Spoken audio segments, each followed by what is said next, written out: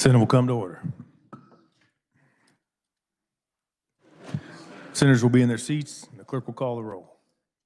Alley, Baumgardner, Billinger, Bowers, Clays, Corson, Dietrich, Dahl, Erickson, Fagg, Falscadeau, Francisco, Gossage, Haley, Hawk, Hildebrand, Holland, Holscher, Kirshen, Cluse, Longbine, Masterson, McGinn, Olson, O'Shea, Peck, Peterson, Petty, Pittman, Pyle, Reichman, Steffen, Straub, Sullentrop, Sykes, Thompson, Tyson, Ware, Warren, Wilborn. Senators and guests, please rise and give prayerful attention to our chaplain.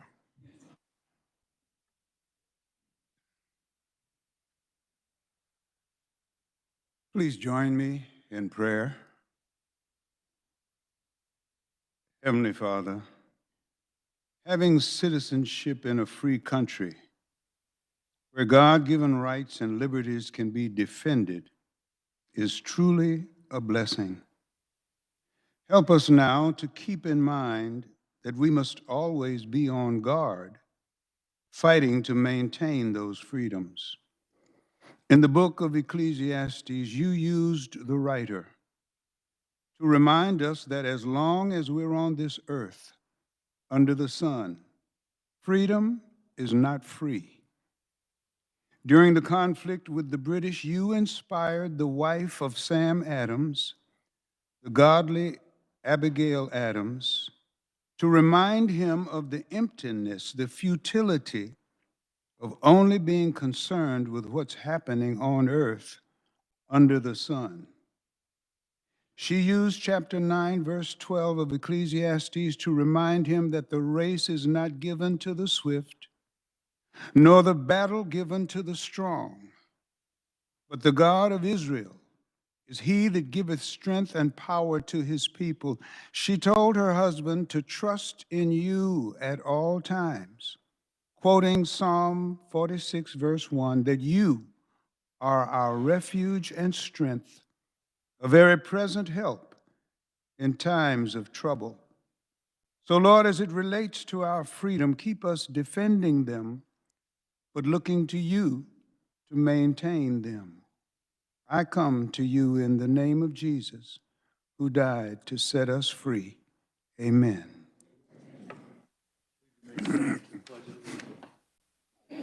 Allegiance to the flag of the United States of America and to the republic for which it stands, one nation, under God, indivisible, with liberty and justice for all.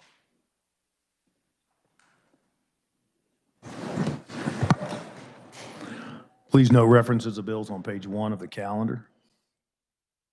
Introduction of motions, of original motions and Senate resolutions, the clerk will read. Senate Resolution 1732 by Senator Longbine, a resolution congratulating and commending the 2020 and 2022 Kansas Master Teachers. Chair recognizes the senator from Lyon, Senator Longbine. Thank you, Mr. President. Will the reader please read?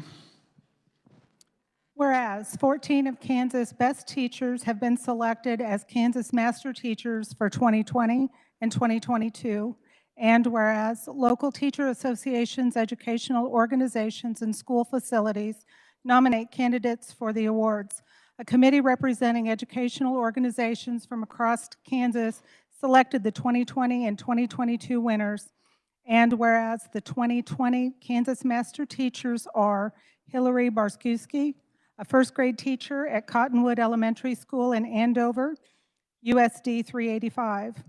Holly Bright, a kindergarten teacher at Grandview Elementary School in El Dorado, USD 490. Justin Heckey, a 7th grade physical education teacher at Comanche Middle School in Dodge City, USD 443.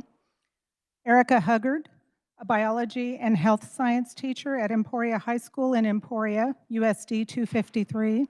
Eunice Izazaga, a 2nd grade teacher at Pleasant Valley Elementary School in Wichita, USD 259.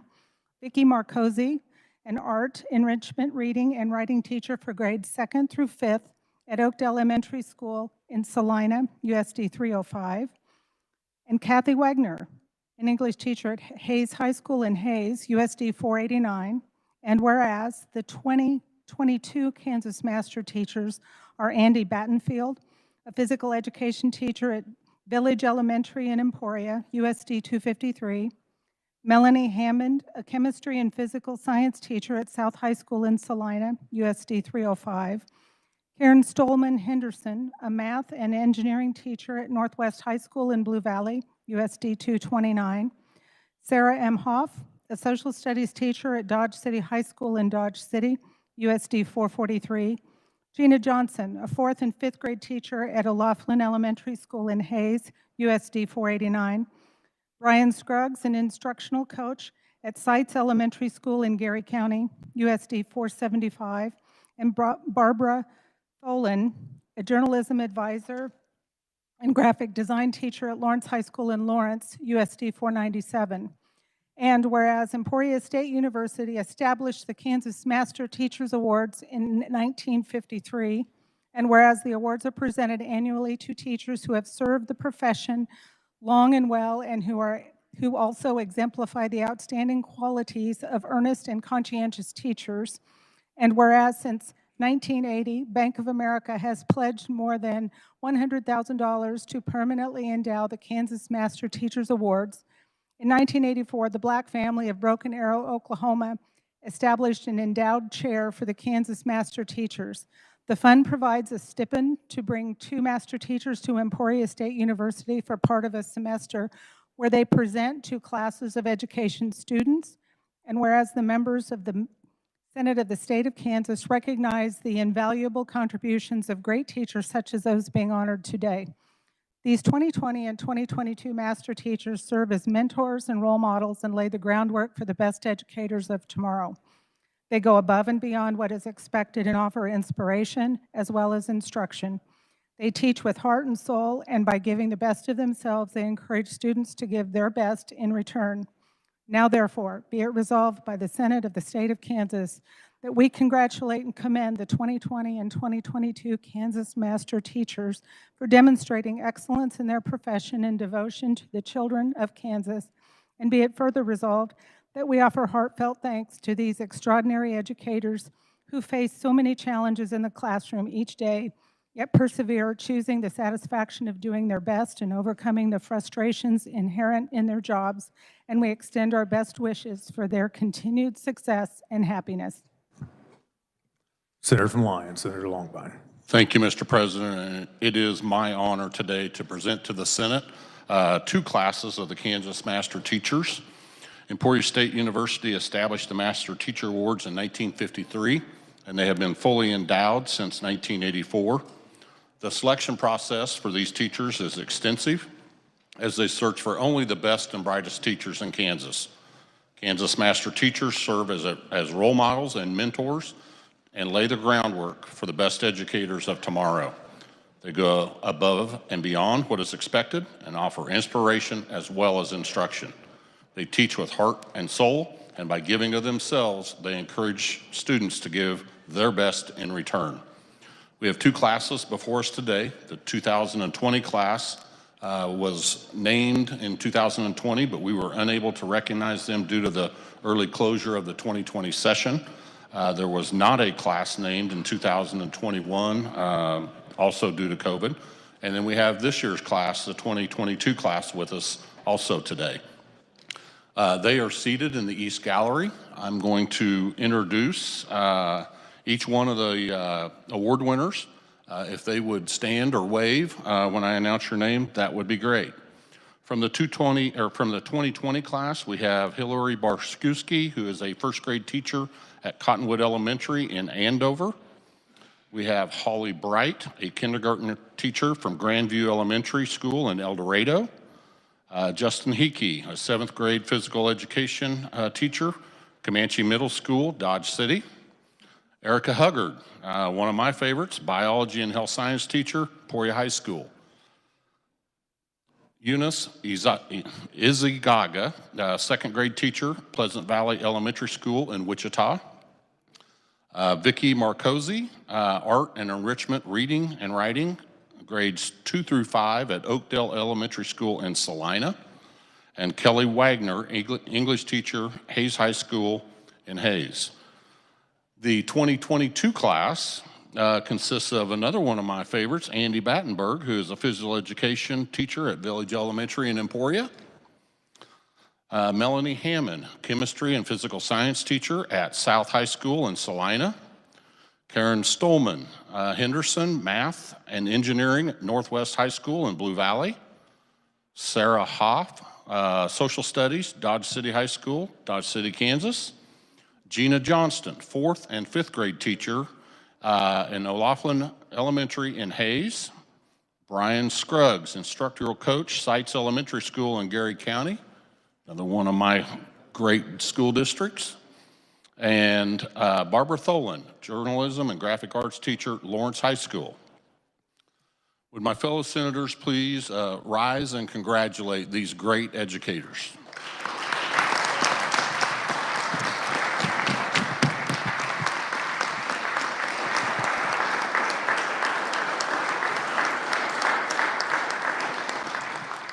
Also, Mr. President, we have Joanne Brewer, who is the Dean of the Teachers College at Emporia State University, and we have Greg Snyder, who is the Government Relations Officer and a history professor from Emporia State University with us today. These recipients will also be honored on campus at April the 6th at a luncheon on the campus of Emporia State University, and we'll get the opportunity to interact with other education students and faculty. With that, Mr. President, I ask that an emergency be declared, the rules suspended, and Senate Resolution 1732 be adopted by voice vote. You've heard the motion. All those in favor say aye. Opposed, no. Motion passes. Thank you all for joining us, and for the record, you're somebody's favorite in this room. Each one of you, so. All right, we're now ready for final action.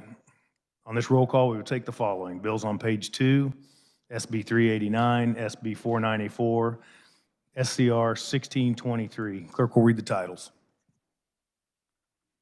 Senate Bill 389, an act concerning elections. Senate Bill 494, an act concerning motor carriers.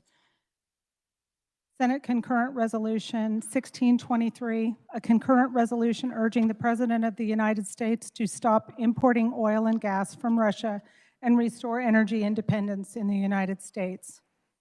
Clerk will call the roll. Alley. Baumgardner. Billinger. Bowers. Clays. Corson.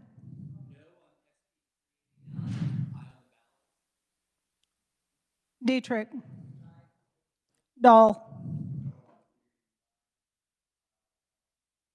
Erickson. Fagg. Voskudo.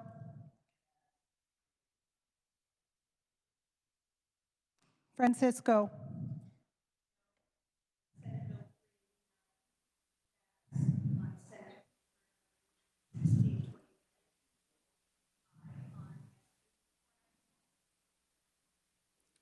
Gossage. Haley.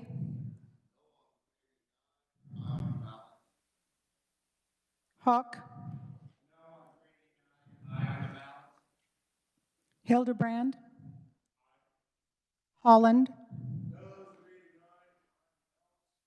Holscher. Kirshen. Cluse. Longbine. Masterson. McGinn. Olson. O'Shea. Peck. Peterson. Petty. Pittman. Pyle. Reichman. Steffen. Straub. Sullentrop. Sykes. Thompson. Tyson. Ware.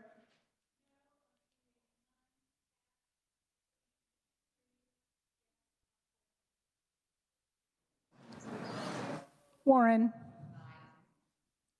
Wilborn. Has every senator had an opportunity to vote? While I'm waiting on the senator from Lynn, does anybody wish to explain their vote? Senator from Riley, Senator Hawk. Thank you, Mr. President. I do commend the bringers of SCR 1623 and thank them for this resolution. I vote yes. This resolution hits on some key points regarding the ceasing of importing oil and gas from Russia and enhancing energy independence for the United States. I support the fact that President Joe Biden on March 8th signed an executive order to ban the import of Russian oil, liquefied natural gas, and coal to the United States, a significant action with bipartisan support that will deprive President Putin of the economic resources he uses to continue his needless war of choice in Ukraine. While this resolution focuses on oil and gas, it does not adequately mention the importance of renewable energy as part of the goal for the United States' energy independence. The intent of this resolution to condemn a needless war by Russia and to encourage the reduction of our dependence on oil is right on target. The resolution could be stronger if it would take into account our Kansas success with renewable energy over the past 10 years and our joint responsibility to support all sources of energy in the near term to reach our common goal of energy independence. I vote yes. Do you wish your remarks be spread on the journal? Thank you, and I would. So ordered. Senator from Leavenworth. I'd like to join the senator from Riley in his remarks. So ordered. Senator from Wyandotte, Senator Petty. The same. I'd like to join the remarks of the Senator. So ordered. Senator from Wyandotte, Senator Haley. Ditto, Mr. President. So ordered. Senator from Douglas, Senator Holland. This permission, Mr. President, I'd like to join the remarks of Senator Riley. So ordered. Senator from Johnson, Senator Sykes. No. So ordered. Senator from Johnson, Senator Corson. I'll also join the senator from Riley. Thank you. Senator from Sedgwick, Senator Ware. Ditto. Thank you. So ordered. All right. Any further explanation? Opportunities to vote. Senator from Lynn, Senator Tyson. Further explanation. Any senator wish to change their vote? Seeing none, the clerk will close the roll and tally the vote.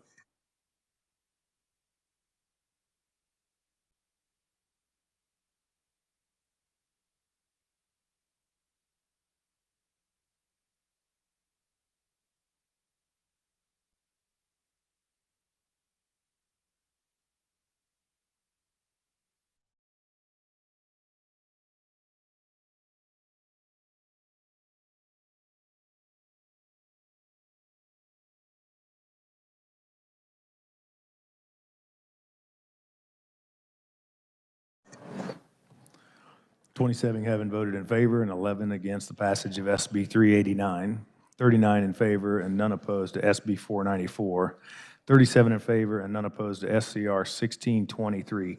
These measures, having received their constitutional majority, are hereby declared passed and adopted. Messages from the House. The clerk will read.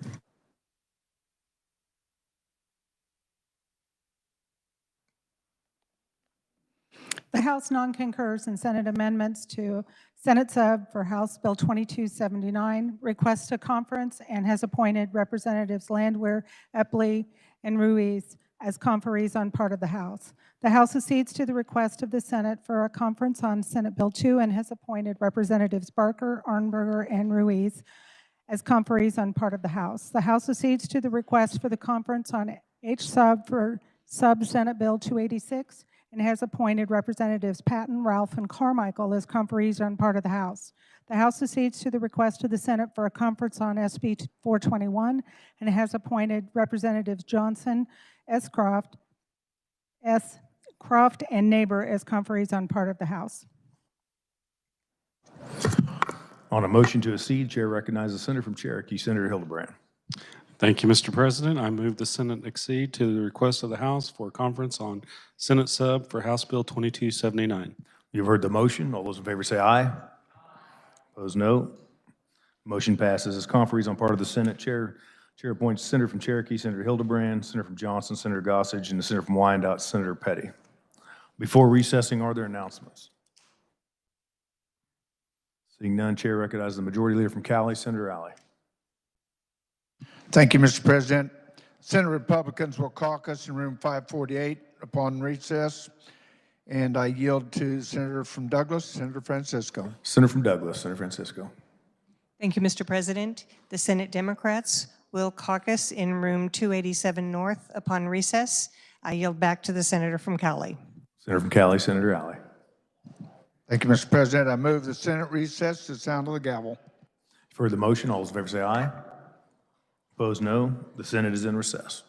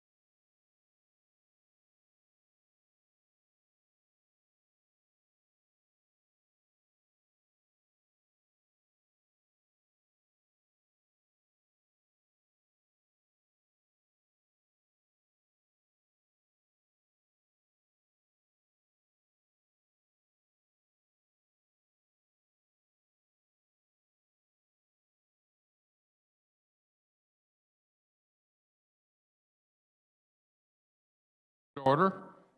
The chair recognizes the majority leader from Cali, Senator Alley. Thank you, Mr. Vice President. I move the Senate resolve itself in the committee of a whole for consideration of bills on the calendar under the heading of general orders. You have heard the motion. All in favor, say aye. Those opposed, no. The motion carried. The chair appoints the senator from Miami, Senator Baumgartner, to preside over the committee of the whole.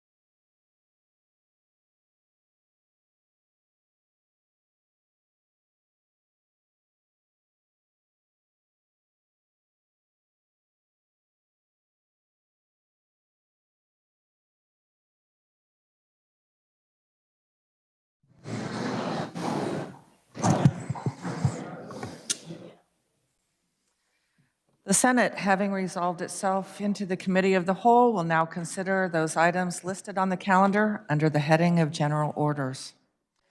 We'll now turn our attention to substitute for Senate Bill 444.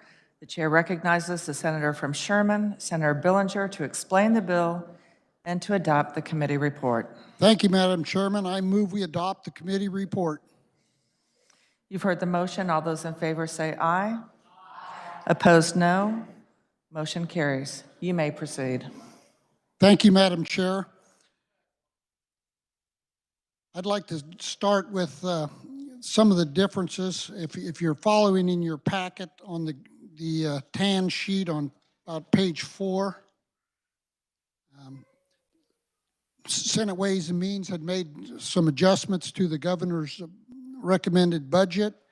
In fiscal year 2022, the committee had adjusted $1,183,784 underneath the governor's rec. In 2023, the committee had added $263,499 above the governor's rec. And I just wanted to point out a couple things. On the $263 million over the governor's recommendation, $199 million of that is from the K-12 school payment that's made in June instead of July. And the committee had moved that from 2022 to 2023.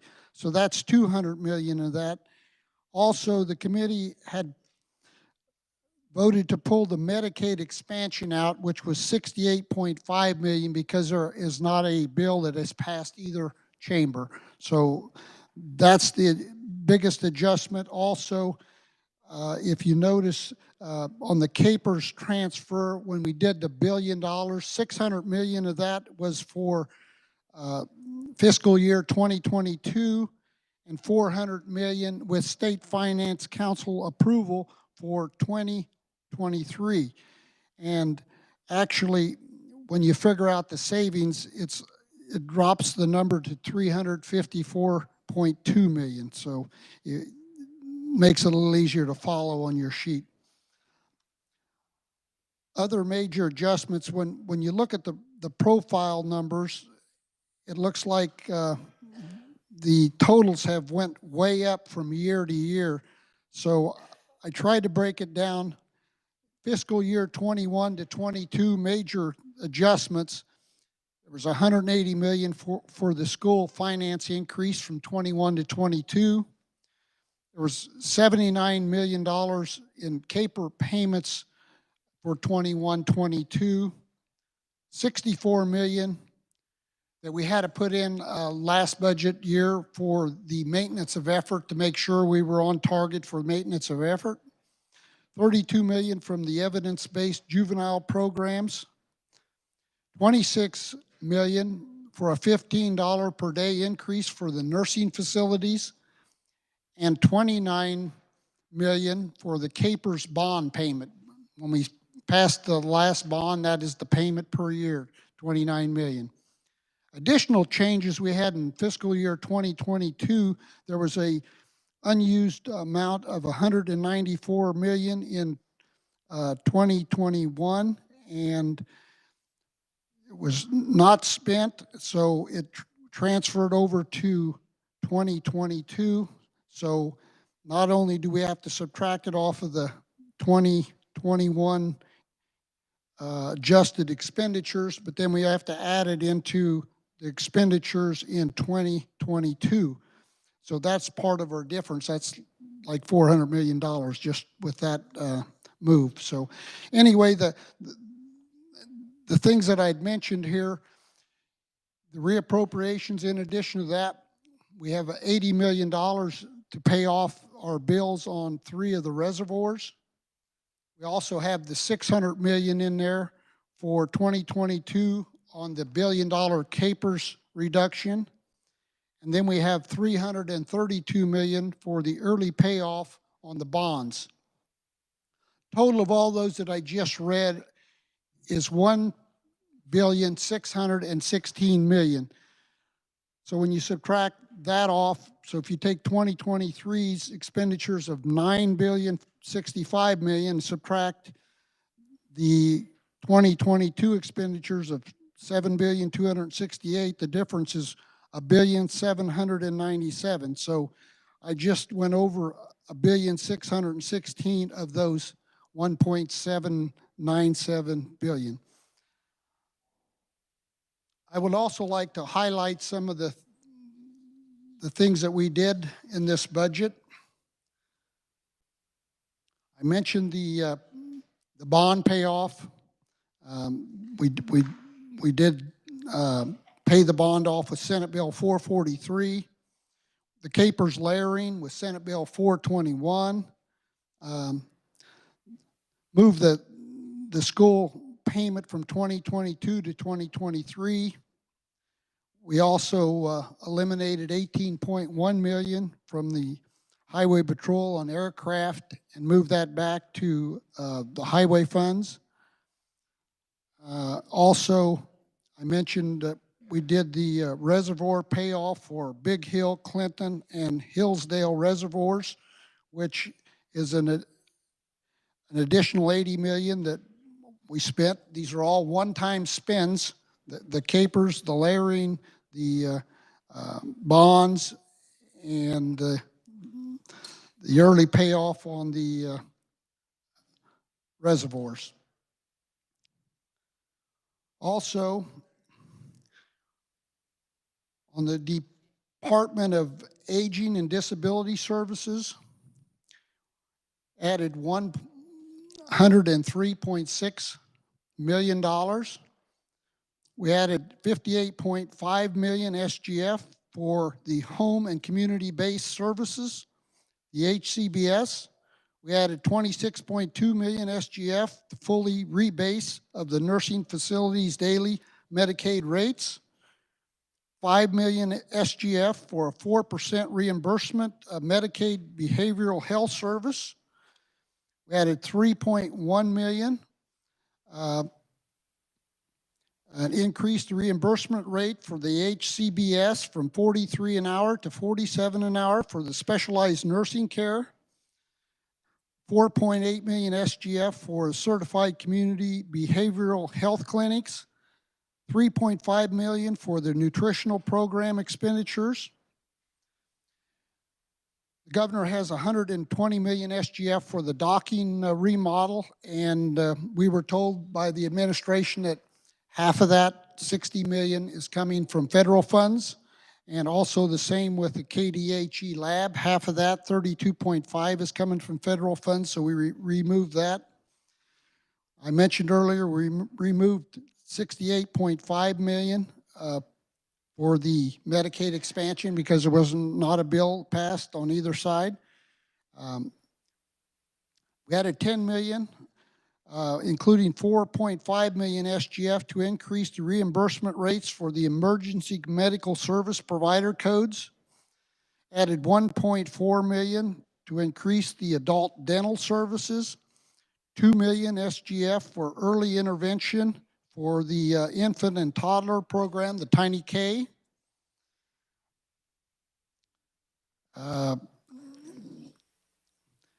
We also had Senate Bill 327, which the delivery charge, that was a $4 million charge, the SGF. The housing credit, that was $18 million. The teachers' classroom supplies, $10.4 million. The homestead tax refund, $6.9.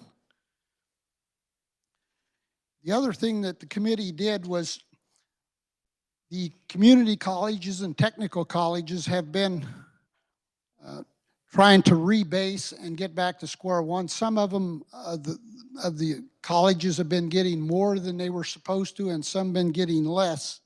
So we used money that the governor had in there for optional use at the community college and technical level to go ahead and rebase the community colleges and technical colleges. A couple of other points that I'd like to make is, you know, when we've been focusing on these one-time spends, it starts to add up. The bonds, by paying those bonds off, we're saving $17.4 million on one bond, $27.8 million on the other bond. The capers layering, that payment was $25.8 million. So not only are we paying debt, but we're also saving going forward as to what we have to pay year by year. So that, Madam Chair, I think I will stand for questions. So we will first call on the senator from Johnson, Senator Sykes, for questions. Thank you, Madam Chair. I just have a couple of questions, if you would stand for them. You will.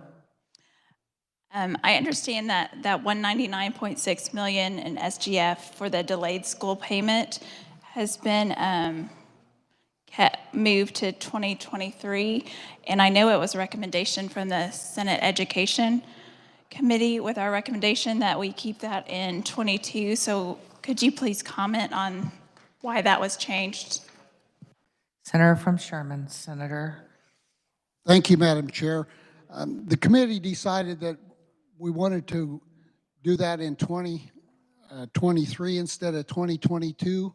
We had made a lot of adjustments in 2022, and you know, with inflation and what's going on today in this country, it was one of those deals that it was a committee choice.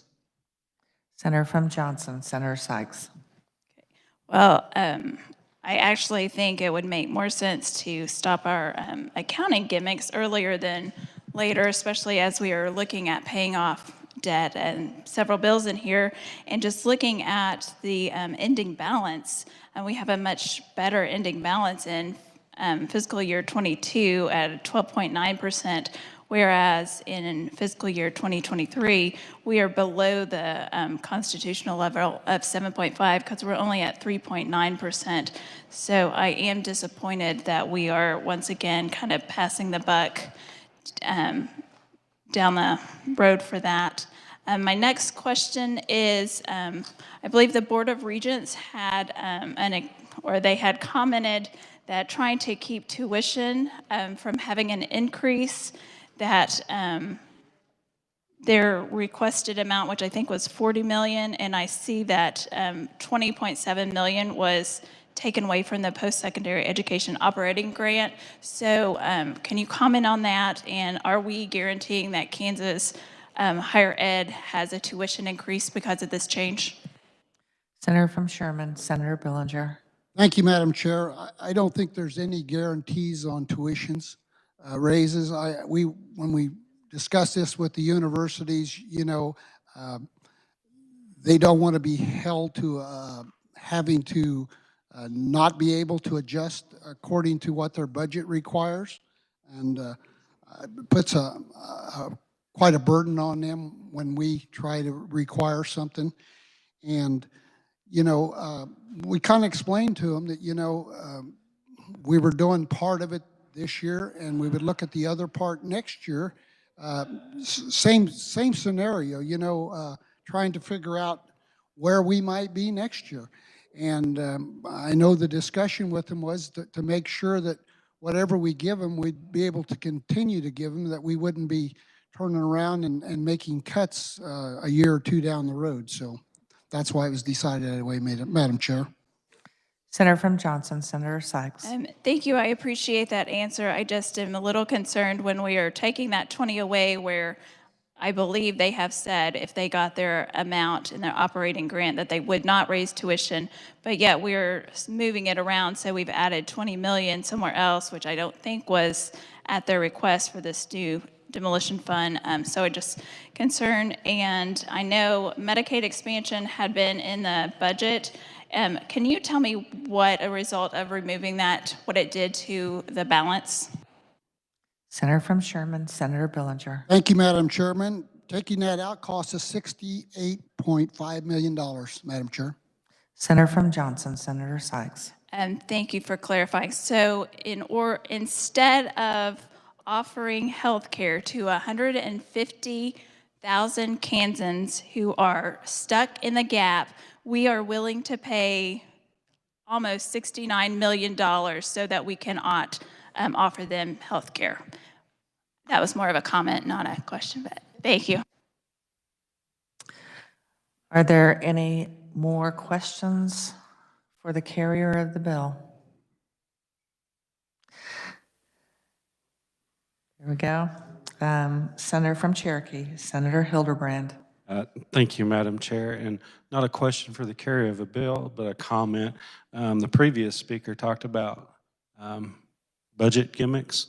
That Medicaid expansion was a budget gimmick, only saying it's going to cost the state $19 million, in reality $190 million, and then counting the FMAP percentage, that's a budget gimmick, and I'm glad that they took it out. Thank you. Call on Senator from Douglas, Senator Holland. Thank you, Madam Chair. I have 4 amendments to bring towards the body. I hope the body finds them non-controversial. I'm not asking for a roll call vote. These were not vetted through by themselves through the appropriations process, but just want to bring some of these to the attention and see if it catches the fancy of any of my brothers and sisters here in the Senate chamber. The first one I have, Madam Chair, would be S3661. So you've turned it in, and we have the number. We will wait for it to be distributed. Did you want to explain it, or do you want it read? Why don't you have the reader start reading it, because I got to get dialing. I got to get a clarification on another bill. Okay. Then I'll explain it.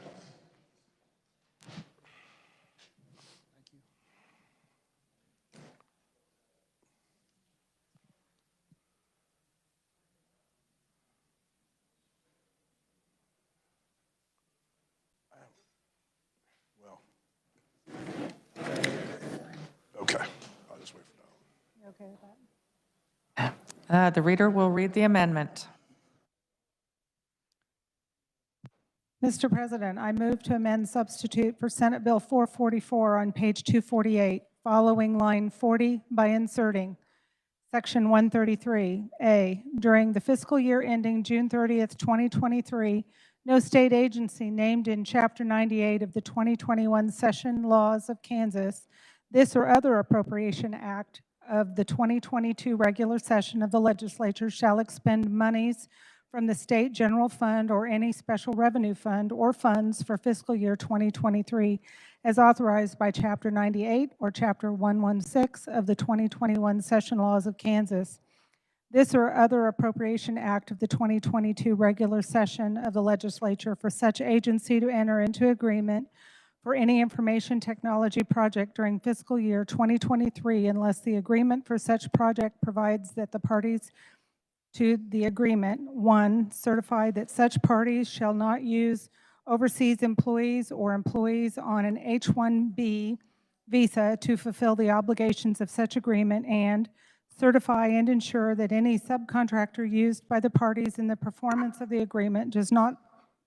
We may suspend the reading at the request of the carrier of the amendment, so thank you for that. I'll now call on Senator from Douglas, Senator Holland. Thank you, Madam Chair, and I do appreciate the reader for reading the bill, and I apologize to the body because I've got 4 of these I'm bringing before. We found another technical issue with a second one. But body, I'm bringing this issue before the body of the whole today. My background is IT, and I know we have had a number of companies talk about the lack of IT resources in this state. And make no mistake, Madam Chair, my eyes are focused on you, Madam Chair. Yeah. So make no mistake, this is an issue that basically affects companies across America.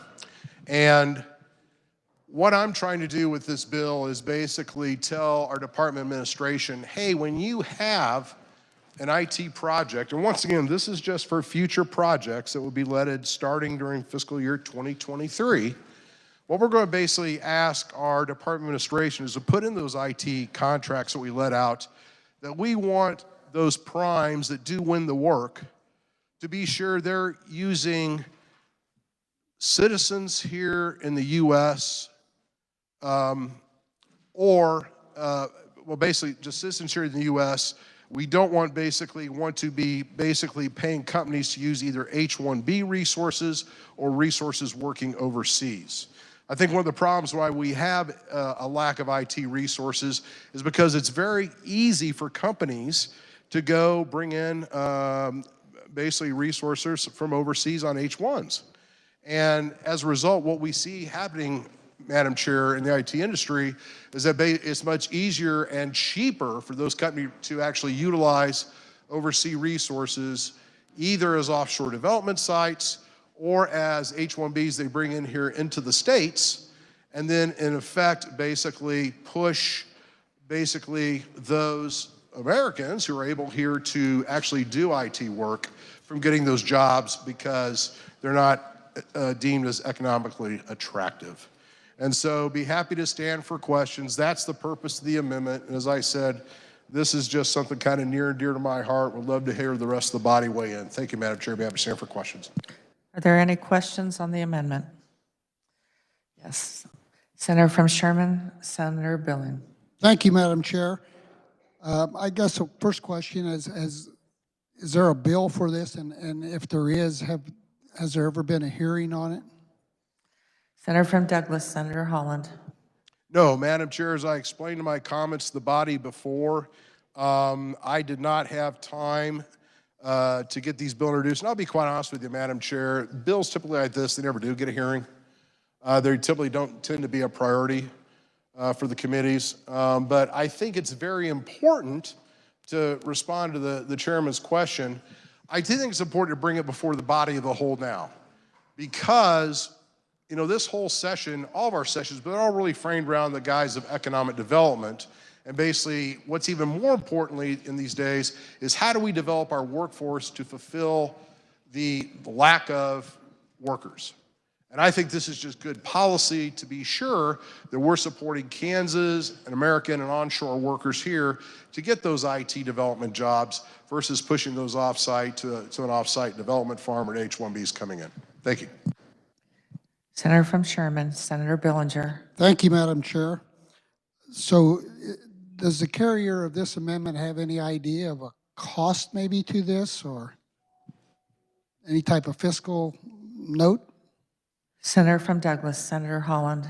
Thank you, Madam Chair. There is no cost to the state. What we're basically asking our Department of Administration to do, Madam Chair, is that basically when they prepare the RFQs, they make it very explicit to the bidders, the primes coming in to do this work, that the actual custom software development that is being called for in the particular project be done here.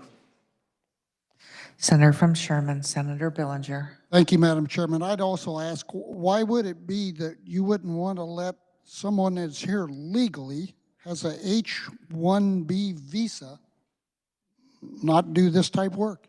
Senator from Douglas, Senator Holland. Well, that's a very easy question to answer, Madam Chair, because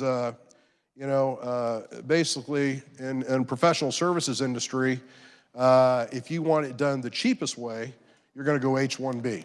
You're going to go to the overseas education mills that pump out the flavor of the month technology, so the big corporations could hire those folks and then bring them over here to do that.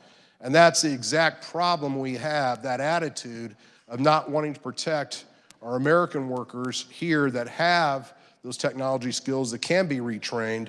Right now, through the H-1B process, it could be a biased opinion. However, that basically the H-1B process pushes corporations, particularly the big ones, to go bring in H-1B offshore resources or actually bring them here to the States to do this work. They save a ton of money that way. And make no mistake, that H-1B program itself is kind of a form of indentured servitude, because if anybody who's been involved in this type of work, you know that basically if you have an H-1B person over here, it is very hard for them to go jump companies. What this means is that basically it truly is, it locks that H-1B literally for years with their quote-unquote sponsoring employee and that job. So this is why I bring this before the committee. I think it's great economic policy. Thank you, Madam Chair.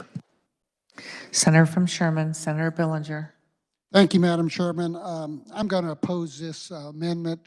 It seems like it needs to go through the committee process, needs to be vetted, questions need to be answered. So I'm opposing this. Thank you, Madam Chair. Senator from Finney, Senator Dahl. Thank you, Madam Chair. I've got a question for the carrier of the amendment. You're talking about workers from the United States versus workers from like India, is that correct? Senator from Douglas, Senator Holland. Yes, it is. So, Senator from Finney, Senator Dahl. I apologize, Madam Chairman. I would think that would be more like something they should be working on in Washington, D.C. What we're here about here is about workers in Kansas. So if this amendment covered just Kansas, we weren't going to outsource it to India or whatever foreign country, and we were going to insource it to Kansans, then I could get behind this. But I think that we're out of our lane just by bringing it into any one of the states and not Kansas. This is Kansas State Legislature. We need to be dealing with Kansas issues. That's all I have. Thank you. Senator from Douglas, Senator Holland. Yeah, I appreciate having the opportunity to respond to that. To me, that's very narrowed thinking, Madam Chair. I mean, think about what we have with the Apex bill. We put a lot of strings on that from an economic development perspective, okay, to be sure that whoever the illustrious and unknown corporation being bequeathed the $1.6 billion of wealth, okay, to do that work, our economic development team is putting things in place to be sure those development monies, whether it's building the infrastructure, whether it's whatever they're doing in those plants, those dollars are going to stick here in Kansas, they're going to stick here in Missouri, Oklahoma. A lot of that stuff is going to stick here. Many of us in this chamber, we don't want to apply economic development incentives when they're going to overseas resources. What's the point? The point is create wealth here in the good old US of A. And this is the exact same thing with IT resources. This is why we have to have basically asking our department administration to be sure that we are using development sources here in the US. This is how you keep older IT people employed, because now the employer, Madam Chair, is going to be incentivized to take older American workers and retool them versus this nonsense of, well, just, hey, keep out of our business and we will basically bring people in from overseas. Senator from Johnson, Senator Olson. Thank you, Madam Chair. I have a company in my district called Garmin. They have a lot of H-1B employees. They're all over my neighborhood. Some of them are my best friends. I mean, I think this is a little touchy subject to me. I think the senator from Finney's right. That's something that this body shouldn't be debating. I think we're dabbling into hate, and I think these employees bring a lot to this state, this country. They're glad to be here. A lot of them are becoming citizens in Kansas. I know they've been very productive citizens in Olathe, Johnson County. I know the different communities. And I think we're just dabbling in a little bit of what we shouldn't be here. I think they're probably some of the most productive citizens in Kansas right now. They help our businesses stay running. They, I can't tell you what they do exactly, but I can tell you there's not an IT issue they can't solve, a lot of these guys. And so I urge the body to not support this amendment. That's all I'm going to say. Thank you. Senator from Douglas, Senator Holland. Thank you, Madam Chair. Well, I just believe seriously that the previous two speakers speak in opposition to this amendment. I don't think they understand what I'm trying to drive, and I think they're unnecessarily fearful of the repercussions. All this is saying is to the Department of Administration, when you go out and you bid software development project, there typically is a portion of custom software development, Madam Chair, that is done. Okay, and all it is asking is that custom software portion of that project be developed by IT resources here in the good old US of A. This has nothing to do, Madam Chair, with Gorman. This has nothing to do with Black & Veatch and the engineers they bring on here. That's their own business operations. But make no mistake, we as legislators in the state of Kansas, as many on both sides of the aisle love to do, we like to tell government how to conduct their business. This does not tell Gorman what to do. This does not tell Black & Veatch wants to do. It's telling our department administrations, we're going to do IT work. We're going to ask that that prime contractor be sure they're using American resources to do that custom software development. This helps Kansas citizens. Because at the end of the day, Madam Chair, what this does is this ensures, okay, that folks here are going to be able to utilize their technology skills. Senator from Lynn, Senator Tyson. Thank you, Madam Chairman. Well, the good senator from Douglas and I often do not agree. We do agree on this amendment. H-1B visas are not citizens, as stated earlier. They are coming from another country. That's why they are on an H-1B visa. And what the senator from Douglas did not mention, this is also a security issue. If you think about the data that the state has and the state collects on all of our residents, it is amazing. I mean, I won't tell what departments and agencies because I don't want to make them vulnerable to hackers, but they have medical information, they have financial information, they have social security numbers. I mean, it is amazing, the data. And these H-1B visa workers come in with no security or background checks or no way to hold them accountable for walking away with our data and our information, because an H-1B visa is a one-year program. It's renewed each year. Madam Chairman, I appreciate the senator from Douglas bringing this amendment. He is protecting U.S. citizens and Kansas residents. I stand in support of the amendment. Senator from Douglas, Senator Holland. Music to my ears, Madam Chair. Senator from Cherokee, Senator Hildebrand. Thank you, Madam Chair. And my question is, what's the difference between an H-1B and an H-1B1 visa? Senator from Douglas, Senator Holland. Yeah, thank you, Madam Chair. And the difference is when I'm using H-1B, I'm in essence talking about H-1B1 programs. Senator from Cherokee, Senator Hildebrand. Thank you, Madam Chair. I apologize, I didn't catch the last part. Senator from Douglas, Senator Holland. Yes, Madam Chair. When I made the reference to H-1B, actually, technically, I think I am referring to the H-1B1 visa itself. That is the visa particularly used by IT employers to bring in overseas resources. Senator from Cherokee, Senator Hildebrand. Thank you, Madam Chair. In the bill, it just says H-1B. There is a difference between an H-1B and an H-1B1. An H-1B is for overseas, and H-1B1 is for those that the United States has a free trade agreement with, which could be Chile and Singapore. Senator from Douglas, Senator Holland. Okay, well, basically, we have a couple ways we can go about this here. I can withdraw actually, let me turn to my trusty sidekick here, Madam Chair. Have a minute.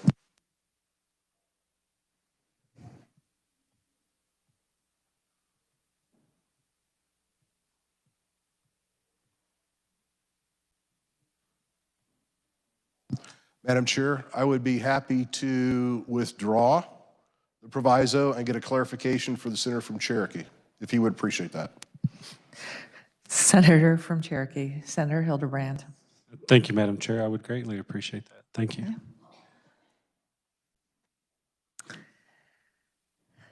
Senator from Douglas, Senator Holland.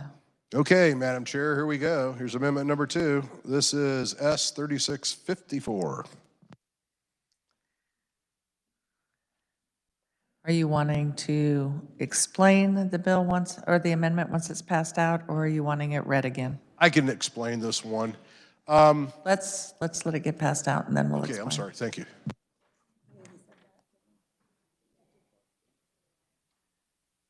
You did say 3654, correct? I said 3654. I'm sorry, Madam Chair. 3654. Thank you.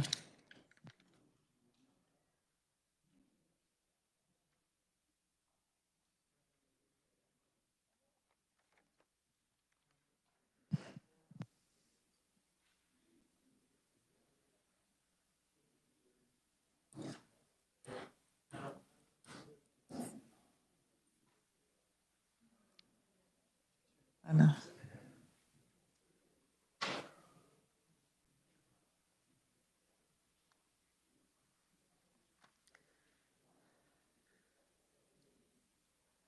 Senator from Douglas, Senator Holland, are you ready to explain your amendment? Yeah, thank you, Madam Chair. So in the previous amendment body, basically I kind of had my, I don't know, call it my business partner hat on, as far as if I were, you know, king of the zoo here at the Topeka and running things, you know, I'd want to do some things with my business partners doing software development. This is putting on my, I guess, my employer hat on and trying to think of some things to help take care of Kansas State employees. This is an issue, Madam Chair, that I brought before, I want to say the Health Committee, maybe like the past 3 or 4 years, and never gotten a hearing on it. But Madam Chair, what I've been constantly have inquiries from several constituents in my district is those that basically have to take insulin and the cost of insulin injections.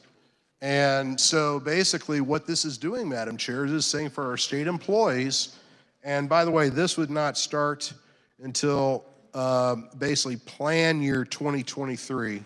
But basically what it does, Madam Chair, it's trying to establish some policy, at least for Kansas State employees, saying, hey, for you guys who are taking insulin through the Kansas State Health Plan, okay, we're going to cap those monthly out-of-pocket insulin charges to $100 a month. And for that, I'd be happy to stand for questions. Senator from Sherman, Senator Billinger. Thank you, Madam Chairman. I guess the question I would have is, has this bill been in a bill form, and has it ever had a hearing, or is this another just on the fly? Senator from Douglas, Senator. No, Madam Chair, this bill has been in bill form the past 4 years, and it's been sitting in public health and welfare. Senator from, as far as I know. Senator from Sherman, Senator Billinger. Thank you, Madam Chairman. So does the carrier of the amendment have any idea what this might cost our insurance plan? Senator from Douglas, Senator Holland. No, not exactly, but I was kind of informed by KLRD staff that it's perfectly legitimate for me to offer this as an amendment. It's not violating any pay-go features. I do want to point out to the carrier of the budget bill here that this would not even come for consideration until plan year 2023. So I'm sure we've got a lot of good time. We can sit down and put pencil to paper, Madam Chair, on what this is going to cost. We do want to offer this for our employees. Senator from Sherman, Senator Billinger. Thank you, Madam Chairman. I think I agree a little bit with what he said. I think maybe it needs to go through a committee and be fully vented and see what the costs really are. Thank you, Madam Chair. Senator from Reno, Senator Stephan. Thank you, Madam Chair. I appreciate what the good senator's trying to accomplish. The problem I see here is where it talks about the type of prescription insulin. There are multiple different types of insulin, from regular to NPH to Lente to on up the scale. And one of the problems we have going on right now is pharmacies or pharmaceutical companies are coming up with new formulations of insulin to continue to bolster their obscene profits. And I don't think it's wise to have codified that we'll pay for any type of insulin. I've had patients that are 80 years old who are diagnosed with diabetes when they're 5 years old, who meticulously manage their insulin or their diabetes with regular and NPH insulin and had absolutely no diabetes-related complications, just using the bare bone, basic, generic types of insulin. And this opens it up to expensive types. We'll be adding to the pharmaceuticals obscene profits the way it's worded, unfortunately. Thank you. Senator from Douglas, Senator Holland. Well, I'm sorry to hear that response, Madam Chair. To me, that's just the entrenched medical establishment talking against this bill. As far as I'm concerned, the pharmacies are making obscene profits already. And what we're talking about at risk here is Kansas employees, the consumers. And at least if you do something like this is going to have our carriers go back to the pharmaceutical companies and say, quit making obscene profits. Since we're stuck having to form this copay, we are going to proactively manage the delivery of healthcare services with our employees, and we're going to require the pharmacies to bring this stuff down. And now that I got off on this tangent, Madam Chair, and I'm sorry about this, but this is the problem we have with big pharma in this country, is because I happen to be a federal contractor, and when you look at most of the services and products that the government buys, everything is on schedule and is put out to bid. We don't do that with pharmaceuticals of the federal government. And by golly, this is a very small way to get to that point, where we put basically pharmaceuticals on schedule at the GSA, and we put it out for bid. So let's forget about protecting the docs and the pharmacies, and let's protect our citizens, and let's start this. Let's see where it goes. Who knows, we may actually save it some additional lives. Thank you. Senator from Sedgwick, Senator Falscadeau. Thank you, Madam Chair. I rise in strong support of the Holland Amendment. Madam Chair, I was absent yesterday because I was in Wichita making funeral arrangements for my niece, who was a diabetic, who needed to go on dialysis, who struggled monthly to buy her insulin as a type 2 diabetic. And I'm more concerned about saving the lives as opposed to looking, was this a bill? No, it wasn't a bill. It's an amendment on the Senate floor right now to help save lives, to help save Kansans who are affected by diabetes. And when it's not in control, when they are already uninsured and underinsured, and it wasn't caught when they were a child. And so I know so many people who struggle monthly to buy their insulin. And so I rise in strong support of the Holland Amendment. Senator from Douglas, Senator Holland. Again, music to my ears, Madam Chair. Are there any other questions for the carrier of the amendment? Senator from Cherokee, Senator Hildebrand. Thank you, Madam Chair.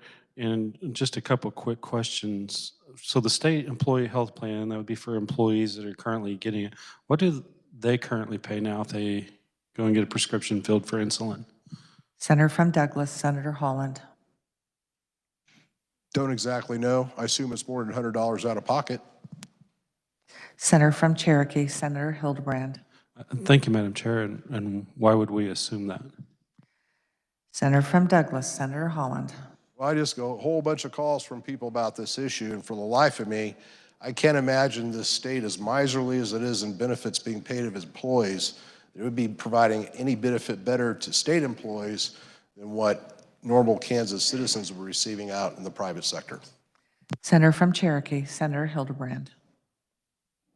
Thank you, Madam Chair. We could debate that comment for quite a while, but we won't. I'm not on the state health plan. I'm on my own, and I have a $4,000 deductible, so I think the state health plan is a little bit better than that. So what this bill would do, it doesn't limit the cost to the employee. It limits the cost of what the state is going to pay for the prescription. Is that correct? Senator from Douglas, Senator Holland. No, we're not on the same page there at all, Madam Chair. No, what this does is this limits the out-of-pocket the state employee would pay above $100 a month. What this is basically going to do is going to shift costs for that employee getting insulin to the state of Kansas. And once again, I would argue, Madam Chair, we need to exactly do that to provide relief to our citizens, through, starting with our employees. That's the hammer we need to start wielding to drive down the cost of delivering health care, particularly expensive pharmaceuticals, to our citizenry. Senator from Cherokee, Senator Hildebrand. Thank you, Madam Chair. I'm just trying to digest what he had just said. So we're not going to limit the cost to the state.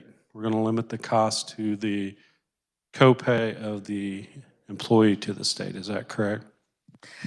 Senator from Douglas, Senator Holland.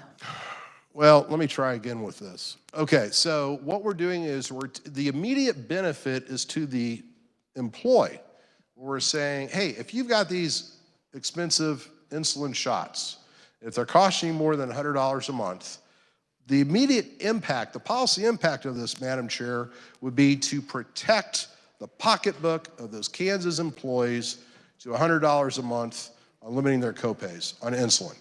Now, the longer term driving down of expenses is this is where the state now, because now the state is feeling that pinch, it has the financial and political clout to go back to the carriers, okay, once again, the nasty Uber pharmaceutical industry, and say, you guys need to drive your price down or we're gonna drop you.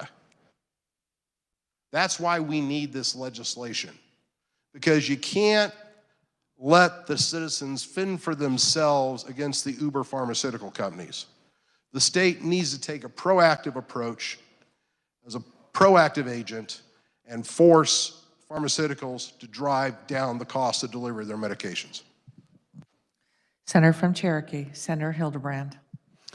Thank you, Madam Chair. And I appreciate that long dialogue, but I still am curious. I just want to make sure I understand what we're talking about. So the $100 cap, is that what the employee pays for their copay, or is that what the state will pay to the big bad pharmaceutical company? Senator from Douglas, Senator Holland. Thank you, Madam Chair. Once again, a copay is the money coming out of the employee's pocket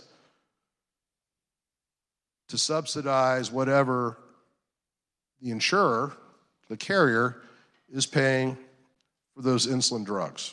And so what we're saying is those copays for that employee, they may be $200 a month, they could be $75 a month, they could be $750 a month.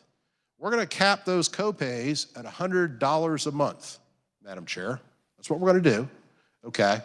And then that cost shift, okay, that's gonna be passed back to the state. That's what's gonna happen. That's the law of tribal economics. And then the state is gonna get grumpy with the evil, bad pharmaceutical companies and negotiate lower rates on the insulin. That's the way I see this, Madam Chair. Senator from Cherokee, Senator Hildebrand. Thank you, Madam Chair. It's always good for an insurance agent to have someone explain what a copay is, because apparently we don't understand that. But thank you for that clarification. I did understand what a copay was. I just wanted to make sure who was going to pay it. $100 cap to the employee, I don't I mean, that's something that should go to the insurance department and the state insurance department, the plan. I'm not sure where it would be, but I'm not sure what if you understand what the fiscal note would be to that. And the negotiating power of the state for insulin is going to be a little bit rough. I'm not sure how many suppliers there are for insulin, but usually when you negotiate, you have another person that you're competing against or multiple people to compete against. So I appreciate that clarification. I do believe that fiscal note is going to be pretty high, and I really think we probably ought to see that before you vote on this bill amendment. Thank you. At this time, I will ask Senator from Sherman, Senator Billinger, did you want to weigh in on this again? Thank you, Madam Chairman. No, I think, you know, I'm opposing this amendment. There's just too many unknowns here, and we don't know what the cost is. So thank you, Madam Chair. Okay. At this time, we'll call on the Senator from Johnson, Senator Gossage. Thank you, Madam Chair. I would just say we have the chair of the Health Committee and the vice chair of the Health Committee have not heard this bill in the 2 years that I've been in the Senate. I think that this is an inappropriate time to bring this forward. If the good senator would like to bring that to our committee, be happy to take a look at that. I also think the state employees plan, which is an ERISA plan, should take a look at this. They do have a pharmacy benefit manager that works on getting costs down for the state. So I just think it's much more intricate than should be placed into the budget at this time. Thank you, Madam Chair. Senator from Douglas, Senator Holland. Madam Chair, that statement right there from the good senator, this is why this place drives me nuts. I've had this bill in the public health and welfare for several years. It's never had a hearing. Okay? I'm sorry, if the committees aren't going to work public policy, we need to work them here in general orders in the committee of the whole. Now, I will wrap up the debate, and I just brought it forward and I said I'm not going to roll call these things, but I just want to get these out in the open because I'm started this stuff submitting bills in the committees and they gather dust, and you know, and everybody acts shocked when it's like, how could you dare to bring this to affect good public policy for Kansans? Thank you, Madam Chair. I'd be happy to stay for questions and kind of move on. Are there any additional questions for the carry of the amendment? Seeing none, you may move your amendment. Thank you, Madam Chair. I appreciate the body's indulgence. I've moved my amendment.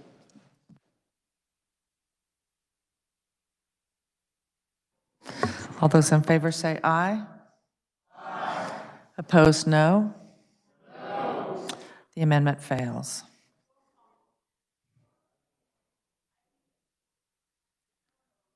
I'm not seeing enough hands. I'm now seeing enough hands for roll call.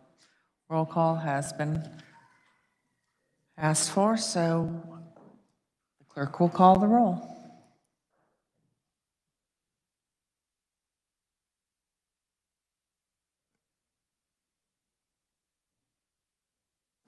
The clerk will call the roll. Alley. Baumgardner. Billinger. Bowers. Clays. Corson. Dietrich. Dahl. Erickson. Bagg. Voscadeau.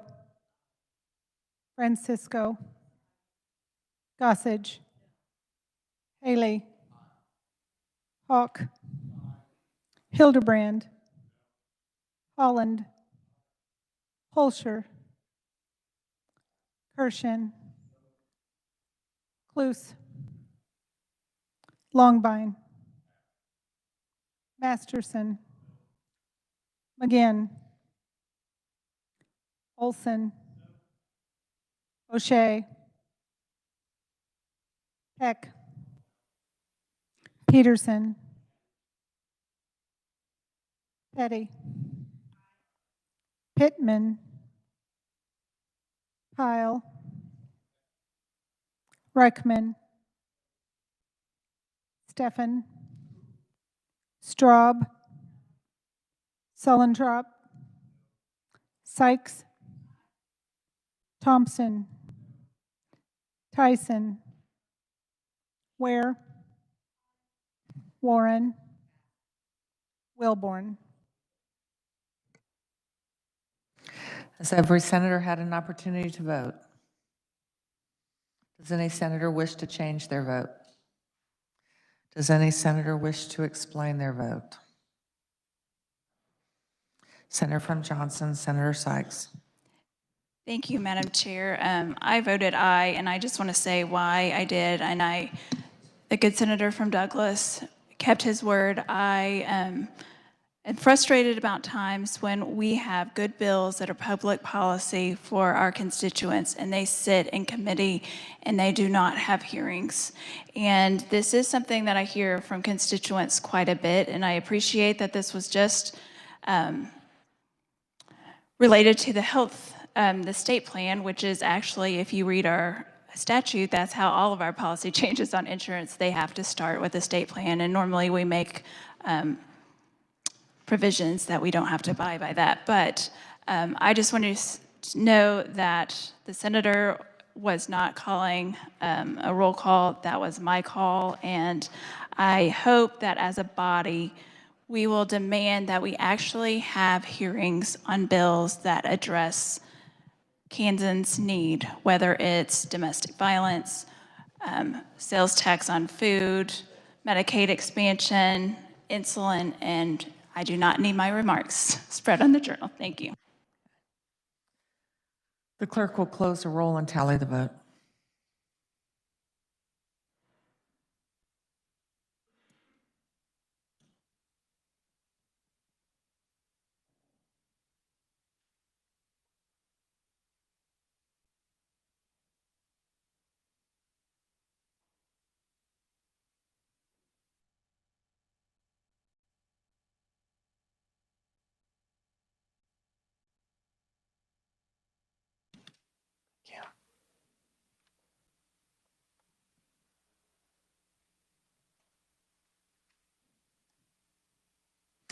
With 10 voting in favor and 21 opposed, the motion fails. We are back on the bill. The chair recognizes the senator from Douglas, Senator Holland. Thank you, Madam Chair. If we could just pick the argument back up about the previous amendment so we can get that off the table. This would be S3661. I do have a clarification for the senator from Cherokee. You may continue. Okay, so basically, let me do some clarification here. The H-1B refers to a related set of H-1B visa statuses. There is an H-1B1. There's some other sub-H-1B statuses under the H-1B umbrella. Once again, we're talking about, so this is not H-1B1, my apologies. The H-1B1 is in the vernacular of the State Department. I believe it refers to some specific foreign nationals. This has a larger umbrella of just H-1B. And so what this once again be applying to anybody on an H-1B status, and once again it could be H-1B1, it could be other sub-statuses. This would basically ask our department administration to not do IT programming with primes utilizing those individuals. But happy to be able to stand for questions and just put this to the body and move on. Reminder to the body, we are back on the original amendment, or the first amendment, which is 3661. Are there any, I'm sorry.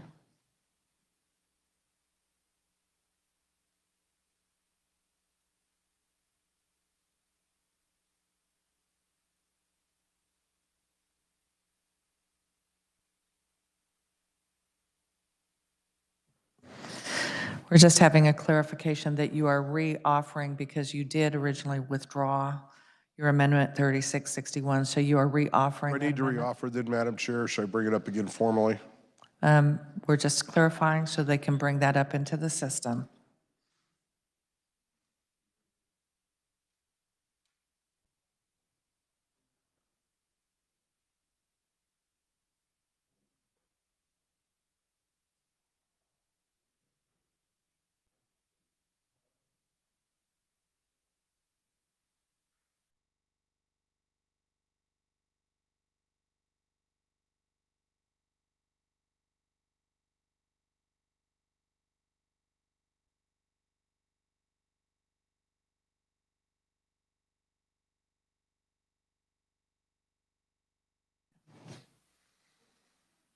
I think we're ready to proceed, so I will call on, at this time, the senator from Cherokee, Senator Hildebrand.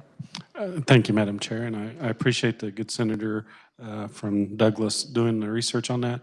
And just for clarification, H-1B1 would fall under the H-1B status. Is that what he said? Senator from Douglas, Senator Holland. That is my understanding. I spoke with KLRD here. They have confirmed that that is the status yet. That particular one falls under the H-1B generic reference. Senator from Cherokee, Senator Hildebrand. Madam Chair, and again, I thank the good senator for doing that research and getting that information. Thank you. I'll call on the senator from Leavenworth, Senator Pittman. Thank you, Madam Chair.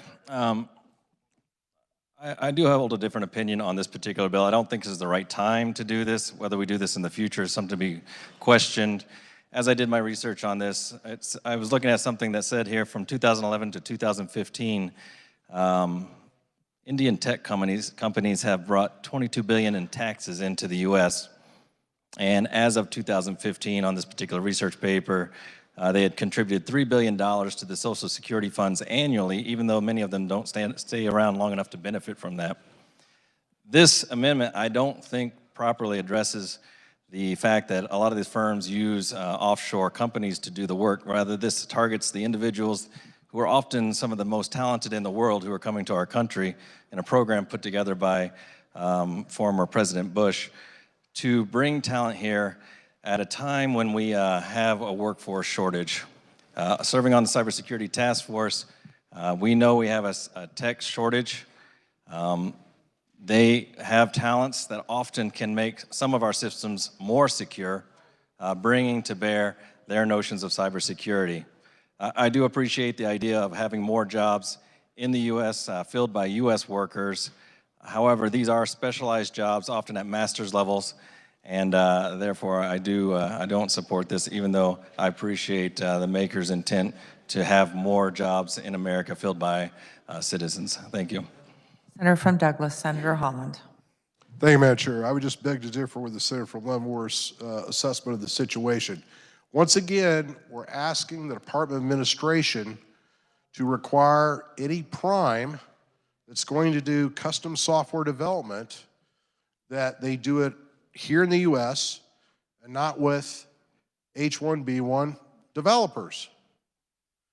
Now, this doesn't hurt Black & Veatch doing their engineering things, because Black & Veatch is not going to come here, okay, to the state hat in hand asking, what do your software development with foreign nationals? That's not what we're talking about.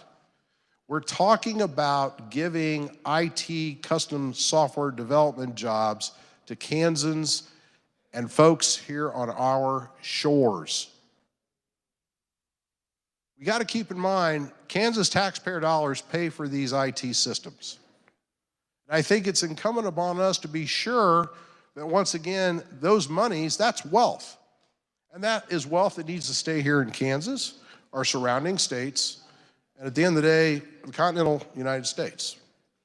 So with that, Madam Chair, I'd be happy to move for any questions, and barring that, I'll just move the amendment. Are there any additional questions for the carrier of the amendment? Seeing none, you may move your amendment. Madam Chair, I move my amendment. You've heard the motion. All those in favor say aye. Aye. Opposed, no. The amendment fails, and we are back on the bill. Yes. Senator from Douglas, Senator Holland. Thank you, Madam Chair. I now have another amendment. This is S 3624.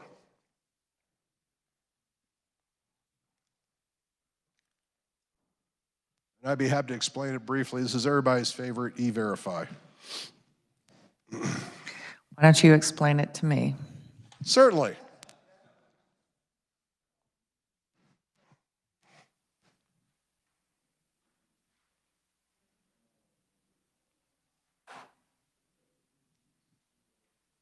Madam Chair, this was an amendment that I offered last year during the same time we debated our budget.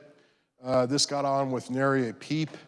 I believe the governor vetoed it, and the Republican supermajority did not choose to override that veto. I will tell you when I offered that E-Verify amendment, I got some semi-nervous calls from folks in the road construction industry, the building industries. And what I reminded them was this is just what we have at the federal government. And so basically President Obama, a little bit of history lesson here, he actually implemented E-Verify at the federal level. And since I'm a federal contractor, what that means, Madam Chair, is that when you have federal contracts with the government, it basically means that you're going to be sure that your employees are here legally to work. That's all this is. They're here legally to work in the good old US of A. And so a number of states have implemented this program. Now, I think a lot of states went overboard because they actually pushed this directly onto private companies. This does not do this. What this does, it just basically tells our state of Kansas, and once again, I will point out to the body here, that this does not start until fiscal year 2024. So it gives the state of Kansas, it gives its procurement practices more than enough time to implement this. And by the way, the procedures in place, Kansas can use exactly what the federal government uses in its E-Verify system and what federal contractors like my little company go through when we hire new people to come onto projects. So basically what this says is starting for fiscal year 2024, the state would be required when they hire a new state employee to run through the E-Verify system. It also says that when we're gonna basically be letting contracts out to those vendors to the state of $50,000 or more, that those vendor employees need to be verified and E-Verified, as well as subcontracting firms and their employees that work on E-Verify. I think this is a very key part, Madam Chair, of any economic development legislation that we do in this state, okay? When we think about things like the Apex project and other large infrastructure development efforts, it is incumbent to be sure that those people coming into our state, okay, that they're here legally so their dollars stay here in this, either in the state or the area or the country, okay? The last thing that Kansas taxpayers want to be doing is funding project work that's not going to people here legally to work. With that, I'd be happy to stand for questions. Are there any questions for the carrier of the amendment? Senator from Sherman, Senator Billinger, did you want to respond? Thank you, Madam Chairman. Yes, I guess my question would be on this E-Verify. What's it going to cost to have this done, and who's going to pay for it? Senator from Douglas, Senator Holland. Madam Chair, it really doesn't cost anything. I mean, what we're talking about doing is in the state's HR employee procurement process, it's just a final step. And I want to review this with people. As a small business owner, there is basic documentation you have to review when you hire somebody. Now, there are always those businesses out there, particularly small ones, that they don't want to play by the rules. They misclassify, they use undocumented workers. So basically what they do is they never do the appropriate background checks to be sure that taxes are paid and all that stuff. But any legitimate business in this state, be it small or large, Madam Chair, you will basically look at certain documents, okay? And what you do is that eventually they prepare an I-9 form. That employee shows you an I-9 form, which is a combination of like your driver's license and passport and other things. And that's what this is. So there's an E-Verify system that I use and every other federal contractor, large, small, whatever. And in fact, several states who do this is that you go out to the E-Verify system, you basically just put in some basic information of the prospective employee you want to hire. You put in the stuff, you get an answer back. And then what happens is that if for some reason the E-Verify system says, hey, there's an issue with the documentation this person's presented, then that applicant then needs to go to the regional Social Security office and get those documents straightened out. It's a very straightforward process. There's very, very little systematic error. As I said, this is pervasive throughout the federal government. It's pervasive through many of our conservative Republican states, okay? And the thing about this system is that I'm not imposing this on the private sector. We're just imposing this on the state of Kansas and those contractors that want to do business with contracts of $50,000 or more. This is good, transparent government policy stuff. Thank you, Madam Chair. Senator from Sherman, Senator Billinger. Thank you, Madam Chairman. I guess another question I'd have is, who's going to do the auditing and who's going to enforce this? Senator from Douglas, Senator Holland.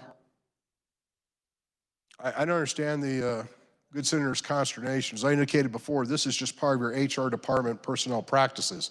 This is just a step after you get that I-9 form from the prospective employee. It's like 30 seconds to hop onto the E-Verify system, pop in some information, and get a result back. It's like a no-brainer.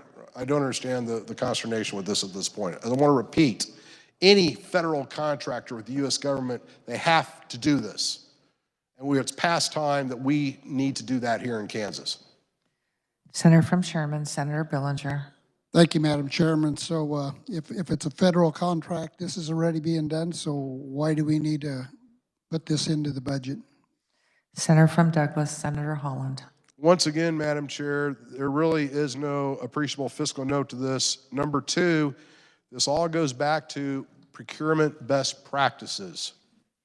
Okay, now we spend money around here, and we also, provide tax breaks, and we need to provide accountability to Kansas citizens on how we spend those monies and how we provide those tax breaks and who's getting them.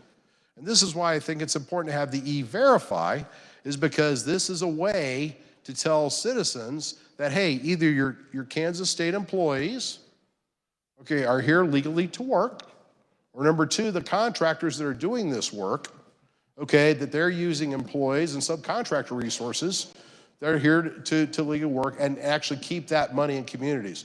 Make no mistake about it, Madam Chair, when we talk about economic development and we talk about procurement practices, at the end of the day, we want to be sure those dollars that we expend towards services, that those monies stay here in Kansas, the region, the country. Thank you. Senator from Sherman, Senator Billinger, do you have any additional questions? I guess the question I would have is, how would this affect KDOT? Senator from Douglas, Senator Holland. Okay, let's talk about KDOT. That is a great question. So KDOT is a state agency.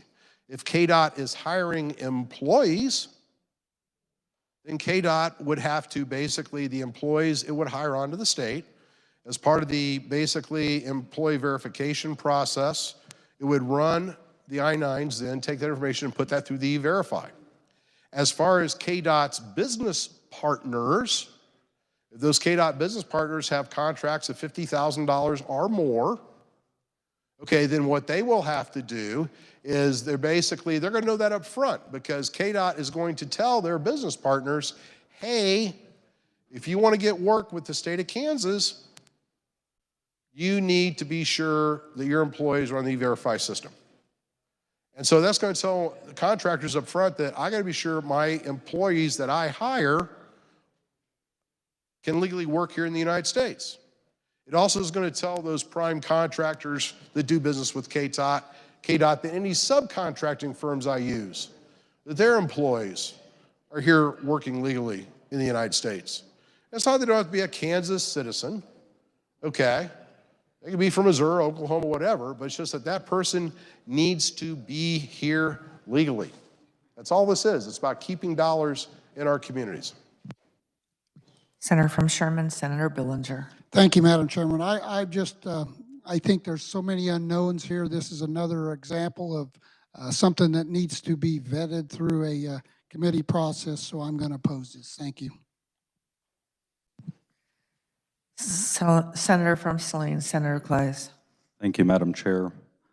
I rise in support of this policy. It should be the policy of this state to have E-Verify, but I do rise in opposition to this amendment. A reminder to the body that the budget bill is for a year. And if it is the policy of the state to do something like E-Verify, we have policy committees to vet those, and those bills become statute, and that statute is followed in perpetuity until it is changed by this body. The budget just expires, and it's gone. So for the businesses out there that would have to follow this policy for certainty, I rise in opposition to the amendment and encourage you to vote no. Thank you, Madam Chair. Senator from Douglas, Senator Holland. Thank you, Madam Chair. Well, I'm glad the good senator from Saline brought that up. I want to point this out to the body so you understand what's in here. This does not start until fiscal year 2024. Okay, so when does fiscal year 2024 start? It starts July 1st, 2023. You've got over a year for the state of Kansas to get set up to do this. Now, what amazes me, Madam Chair, is that we had this same amendment introduced last year on the floor, nary a peep from anybody, let alone the carrier of the underlying bill, the budget. And all of a sudden, everybody's got heartburn about this. That's specifically why I put an implementation date out of over a year. If the state goes down this road and you've got problems, then pull it. This is not jeopardizing any current work. This isn't jeopardizing really any future work. Okay? This is giving all parties a heads up. I think it's good public policy. Are there any additional questions for the carrier of the amendment? Seeing none, you may move your amendment. Madam Chair, I appreciate the body's patience with me. I move my amendment. You've heard the motion. All those in favor say aye. Aye. Opposed, no. No. The amendment fails. Division's been asked.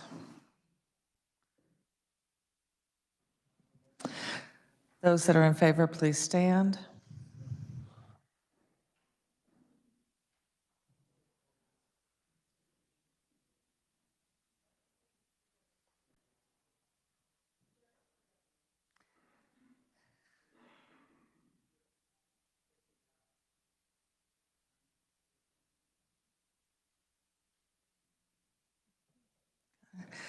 You may sit down. Those opposed, stand.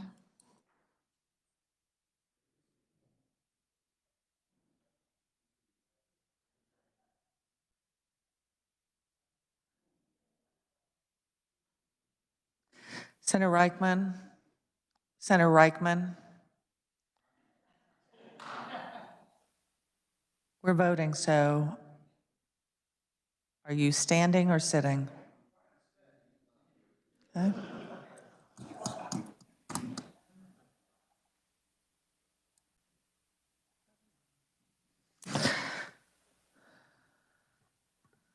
On a vote of 22-7, the amendment passes.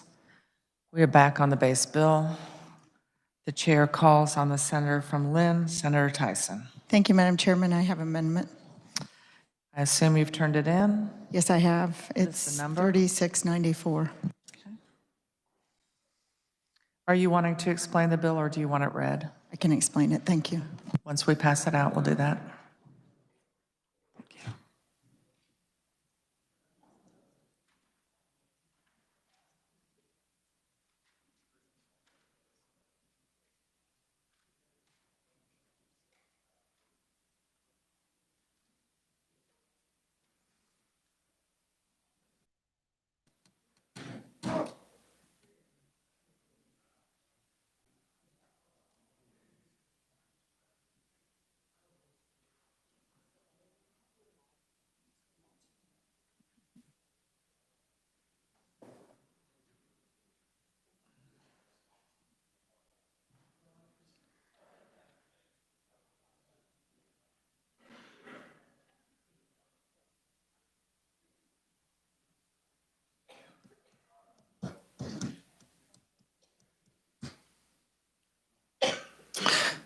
They will make more copies. Senator from Lynn, Senator Tyson.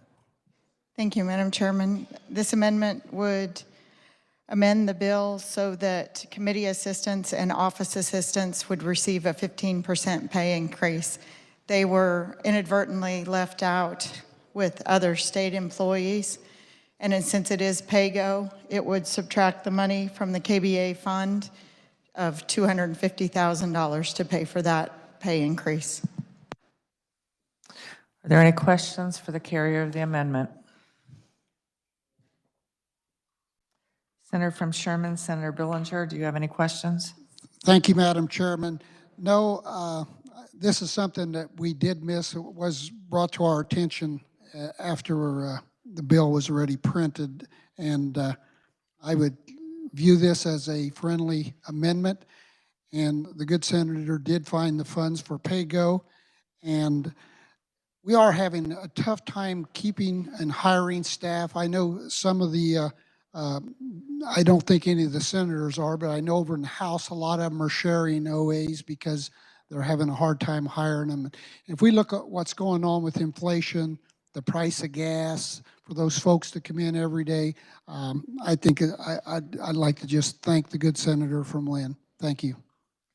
Senator from Lynn, Senator Tyson, do you have any comments? Thank you, Madam Chair, and thank you to the carrier of the bill.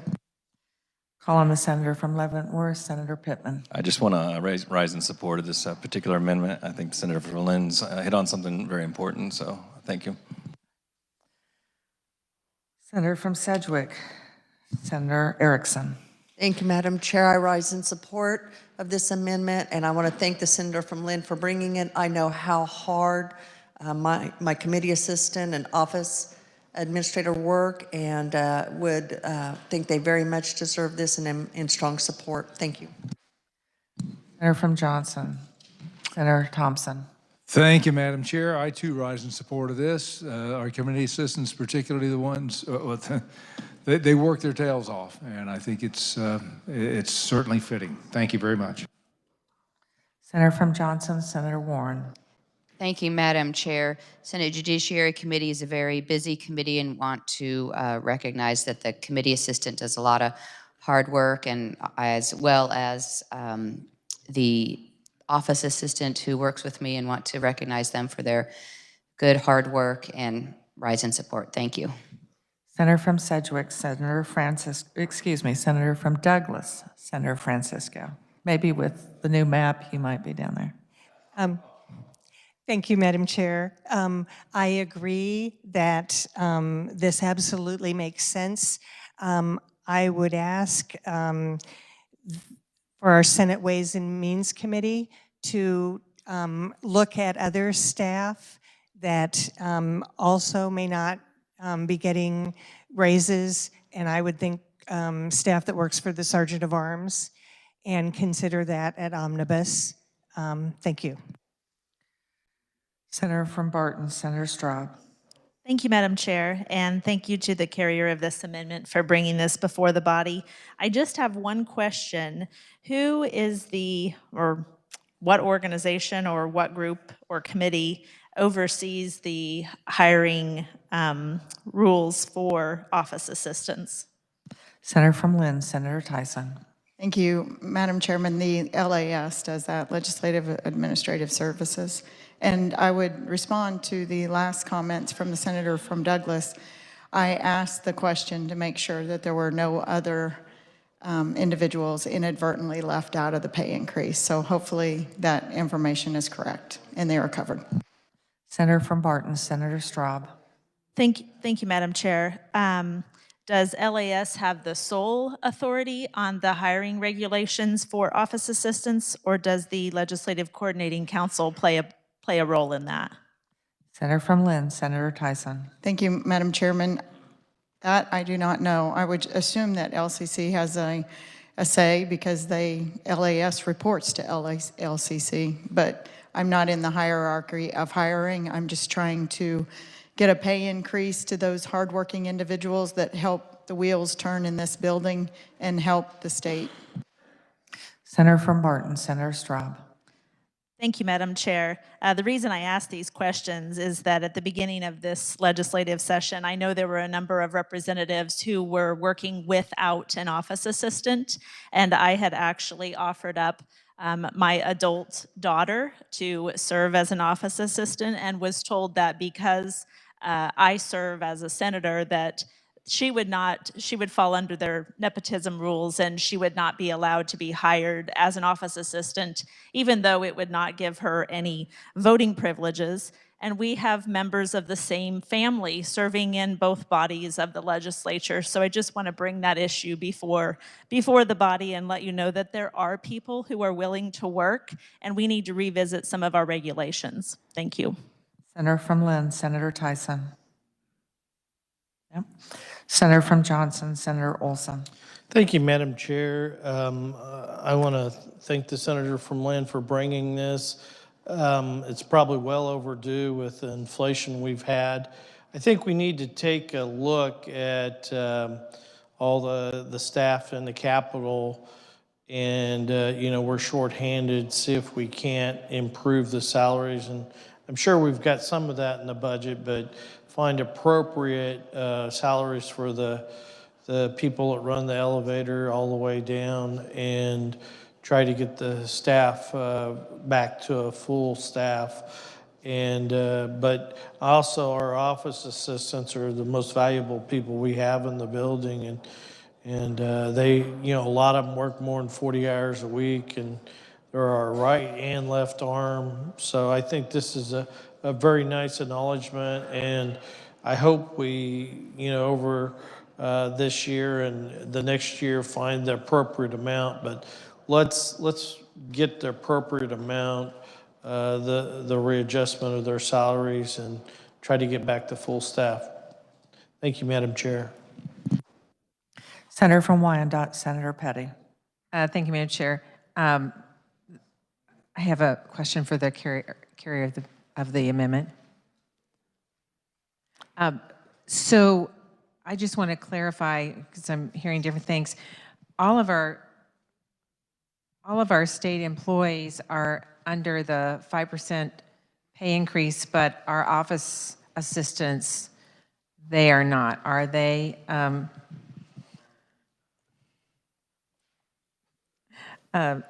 Senator from Lynn, Senator Tyson. She will answer that question. Senator from Lynn, Senator Tyson. Thank you. I think our rules state if we would ask if they would stand for a question. Thank you, Madam Chairman, for adhering to those rules. I appreciate that. It is my understanding that these people were inadvertently left off of the pay increase. Senator from Wyandotte, Senator Petty. Thank you, Madam Chair. And I believe I did ask for the carrier of the bill if she would stand for a question the first time. So I'll direct my question then, and thank you, Senator from Lynn, Senator Tyson. I'll direct my question then to the Senator for Sherman, Senator Billinger, if he would stand for a question. You will. Senator Billinger, could you confirm that the office assistants are not under the 5% pay increase? Senator from Sherman, Senator Billinger. Thank you, Madam Chairman. That is my understanding. Senator from Wyandotte, Senator Petty. Thank you, because I think that helps to clarify that this is a group of our employees that do a lot for us. And as I understand correctly, we are a one-to-one on the Senate side. That is not true on the House side. They are not a one-to-one of assistance. It's set up as a 2-to-1 or 3-to-1 on the House side. So I thank the Senator from Lynn for bringing this forward. Okay. Senator from Lynn, Senator Tyson. Thank you. Thank you, Madam Chairman. And if I did not hear correctly, I did not mean any ill intent to the good senator from Wyandotte. It is my understanding that these are the only individuals that were left out, and legislative research is looking into that to confirm that is accurate. That's why I brought the amendment to the bill. Senator from Wyandotte, Senator Haley.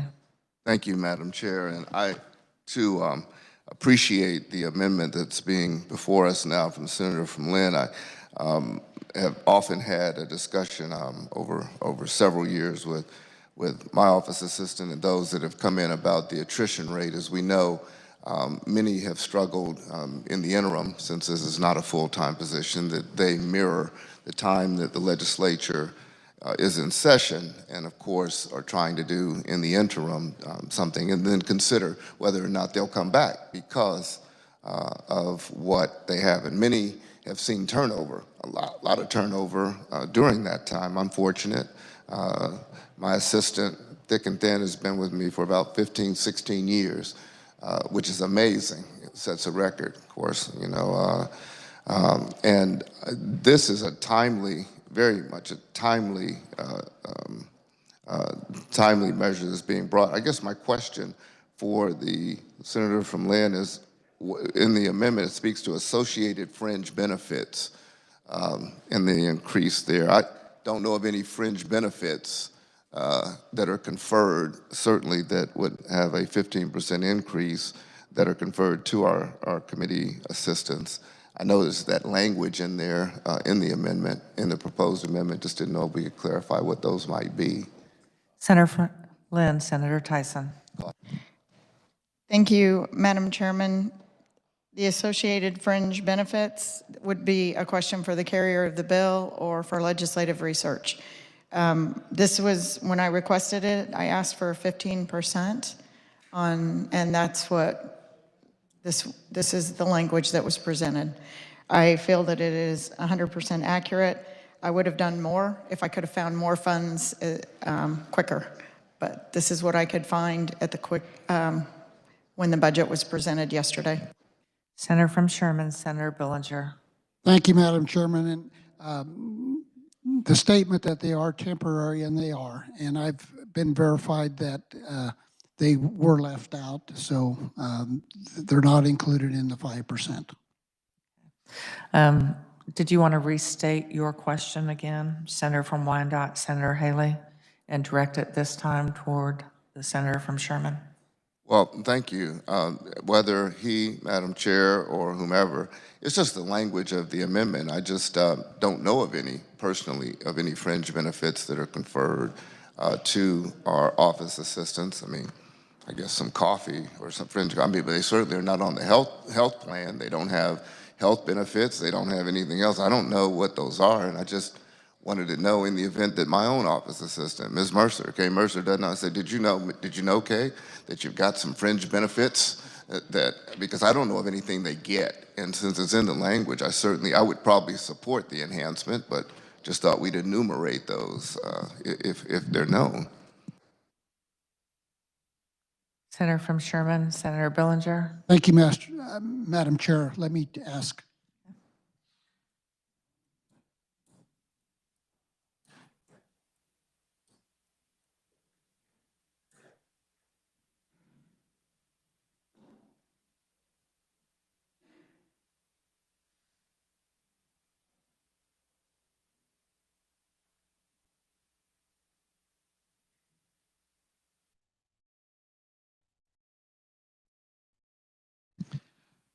Madam Chair, yes. They are temporary, so they do not qualify for CAPERS or health care. So that's why it's stated the way it is as a fringe benefit. Okay. Senator from Wyandotte, Senator Haley. I won't belabor it, Madam Chair. We'll keep looking to find for some additional benefit other than the pleasure or honor of serving as in the legislature that might be conferred to the people that work so hard, certainly in my office and many of yours, to assist us in the legislative process. And I also don't know if this would be conferred. We think about people every day. I mean, our own calendar clerks are those that are serving right there on our panels here, and what enhancements they might be afforded. They too being, relatively part-time, those that are not full-time. And so I think this is very timely. I do want to thank the Senator from Lynn for bringing it. And I appreciate the committee's indulgence in trying to clear up what some of the language of it says. I do support this. Thank you, Madam Chair. Senator from Sedgwick, Senator Falscadeau. Thank you, Madam Chair. Just to follow up on the senator's question from Wyandotte, if the gentlelady from Lynn would stand, answer a couple of questions, please. She will. Thank you, Madam Chair. So would the increase also be for the beautiful clerks in front of us now? Yes, Madam Chair. Senator from Lynn, Senator Tyson. Thank you, Madam Chairman. It is my understanding that they are included in the overall increase. The only ones that were not included are the committee assistants and the office assistants. So that's why this bill addresses them. Senator from Sedgwick, Senator Falscadeau. Thank you, Madam Chair, and appreciate the response from the senator from Lynn. I stand in strong support of this. I remember the days when it would snow really bad, and some of them would have to park across the street and walk over.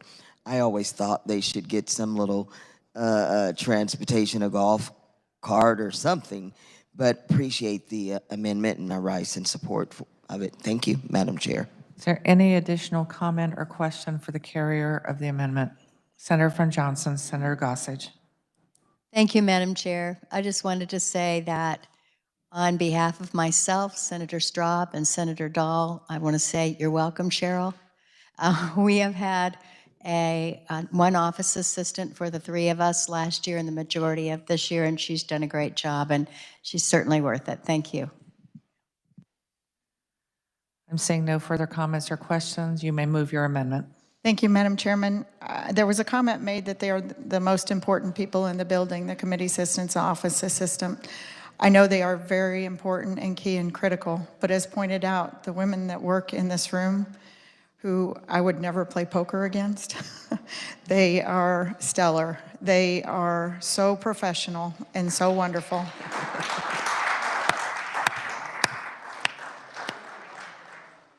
And that's Corey's staff too, everyone in this building, and the guards, the highway patrol, all of them. I say they are the wheels that keep this machine turning.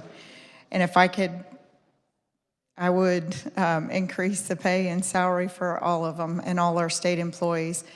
I know that's been taken care of in the bill. I've talked to the good senator, the carrier of the bill, and he is more than receptive to making sure that we have covered increases where necessary, and we'll take care of that in conference committee if anybody has inadvertently left out. I don't want to speak for the good senator, but I know that he's got your back. So with that, I move my amendment. You've heard the motion. All those in favor say aye. Any opposed? The motion passes. We are back on the base bill. Are there, Senator from Wyandotte, Senator Petty. Thank you, Madam Chair. Would the senator from Sherman stand for a question? He is and he will. Thank you. Senator, I appreciate your presentation earlier concerning the budget, and I just have a question on one area, and that would be concerning on page 3 of the gray sheets, and is it costing us money not to expand, to do Medicaid expansion? Senator from Sherman, Senator Billinger. Thank you, Madam Chairman. It's not really costing us money. It's money that the governor had put in her budget, and we have to, when we took it out, we have to account for that. So yes, we are removing $68.5 million that was in the governor's budget. Senator from Wyandotte, Senator Petty. Thank you. Senator Billinger, you said it's not actually costing us money, but in fact, aren't we actually, in this, as it says here, we are having to delete $596 million, and that's including the addition of the 68.5 from SGF. So that's money that's in the budget that our money that we actually would have, but now we will not have because we are not doing Medicaid expansion. Would that be correct? Senator from Sherman, Senator Billinger. Thank you, Madam Chairman. There's 596 million, which is correct. And when we remove this is all funds. It's not SGF, it's all funds. It would be money that would be drawn down at the federal level. Senator from Wyandotte, Senator Petty. Thank you. So, Senator, with Medicaid expansion, what would be the FMAP rate with Medicaid expansion? Senator from Sherman, Senator Billinger.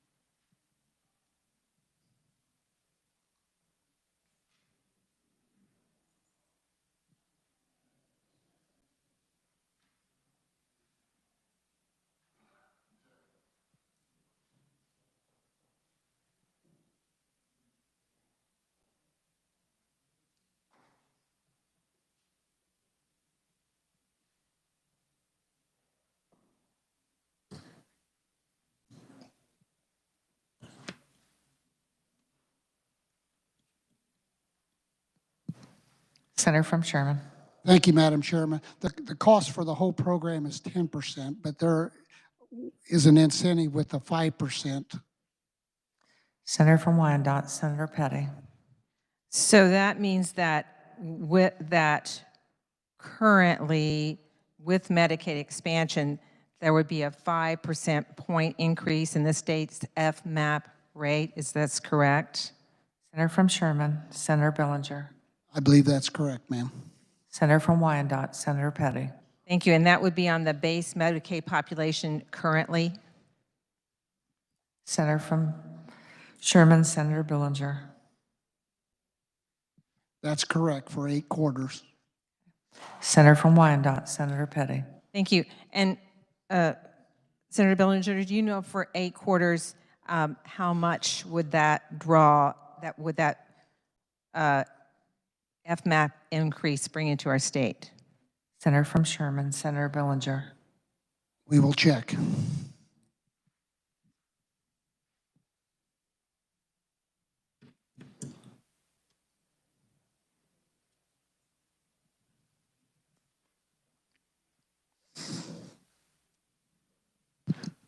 Approximately 350 million, Madam Chair. Senator from Wyandotte, Senator Petty. Thank you. And so with Medicaid expansion, which currently is estimated to cost the state about approximately $38 million, this $350 million, that could cover the state's cost for 8 years. Would this be correct? Senator from Sherman, Senator Billinger. I believe that's approximate, yes. Thank you. I want to bring that forward because that's just one part of Medicaid expansion. The FMAP increase.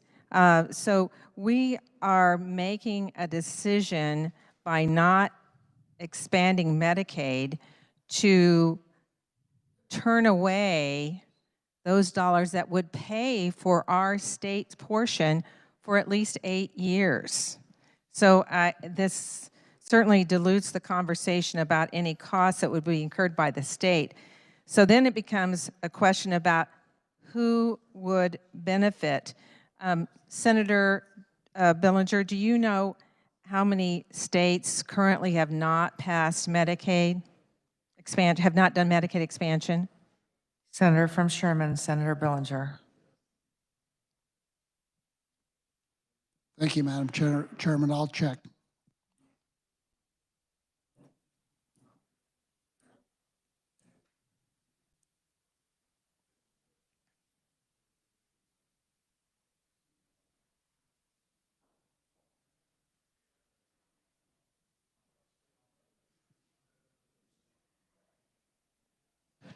Madam Chair. I'm sorry, Senator Sherman, Senator from Sherman, Senator Billinger, what was that? 12 states. Okay. Senator from Wyandotte, Senator Petty. Thank you. Yes, there are only 12 states that have not passed Medicaid expansion. And in the Midwest, we're the only state that has not passed Medicaid expansion. All of our bordering states have now passed Medicaid expansion. I noticed in the bill summary that there's this figure of $629 million from federal dollars. Do you, Senator Billinger, do you know where that $629 million, those federal funds, how does that, where does that come, how would that be generated into our state? Senator from Sherman, Senator Billinger. Madam Chair, I'm not sure. I'll have to ask if I can figure that out.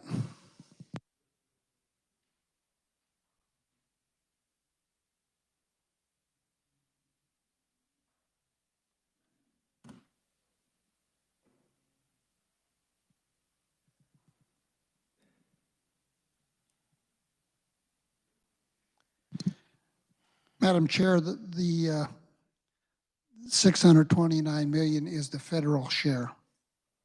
Senator from Wyandotte, Senator Petty.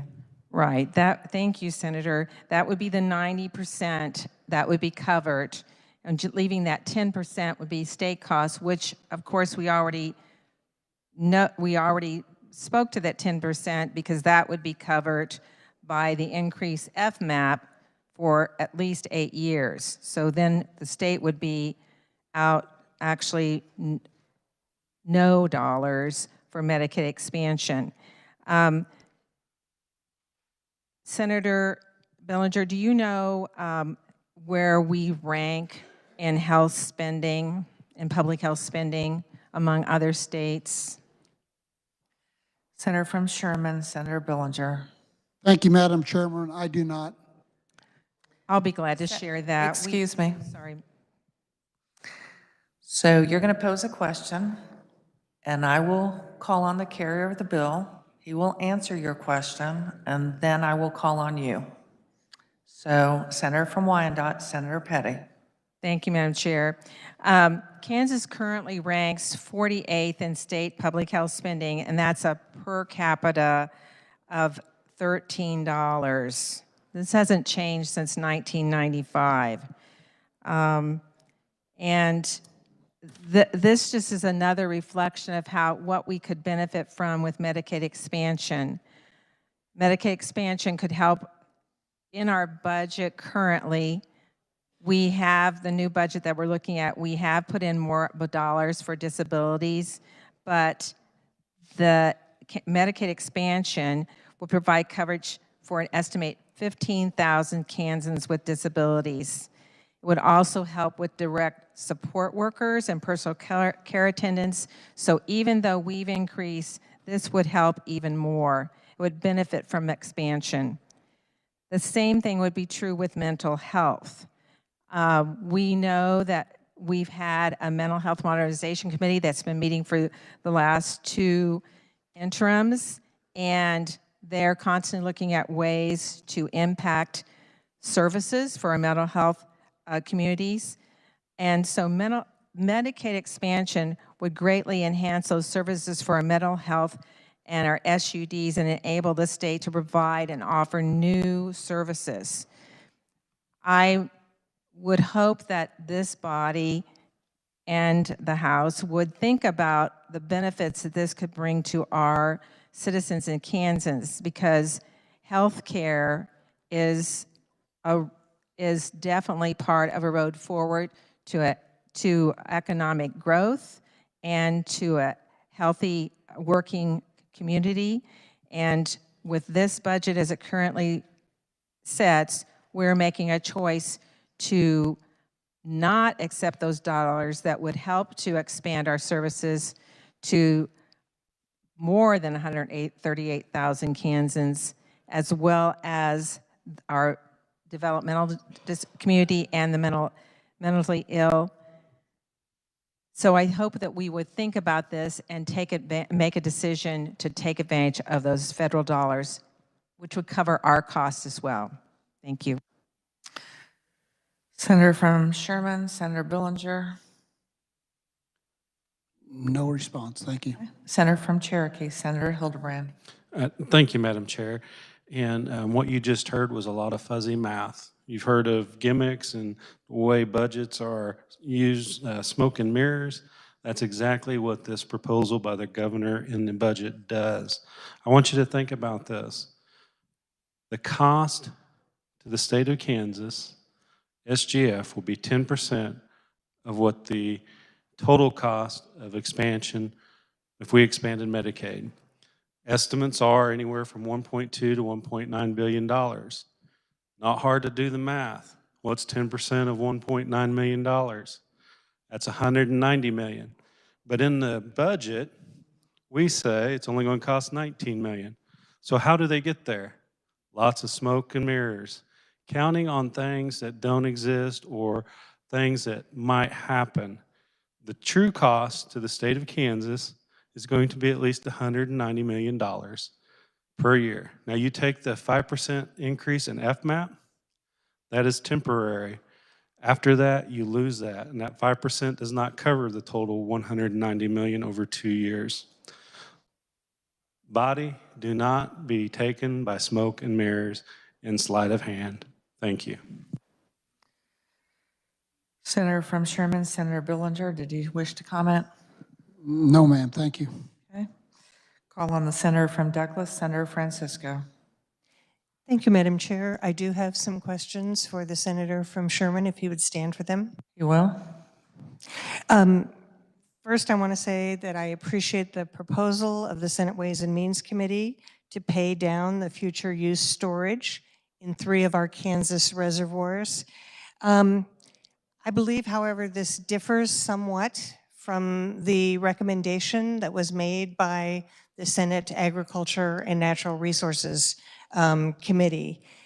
They had suggested a payment at least of $17,244,159 to amortize the current balance. And this would pay off the contract for the Big Hill Reservoir.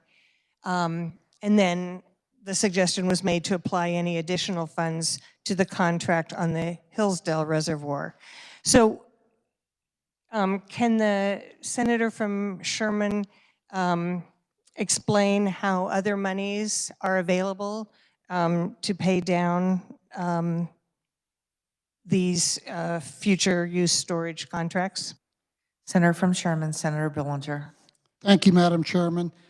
Yes, the Ways and Means has focused all year on one-time spending and trying to reduce our debt, because we know coming down the road with what's going on with inflation and everything else at this time, it's not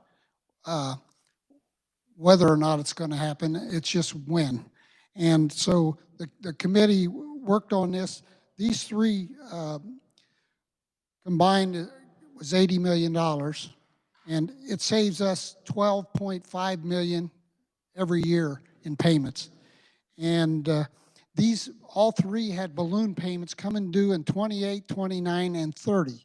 And we wanted to make sure that we had money to pay these. So it was brought by a senator that was also on the Ag Committee that heard the information. Thank you, Madam Chair. Senator from Douglas, Senator Francisco. Thank you, Madam Chair.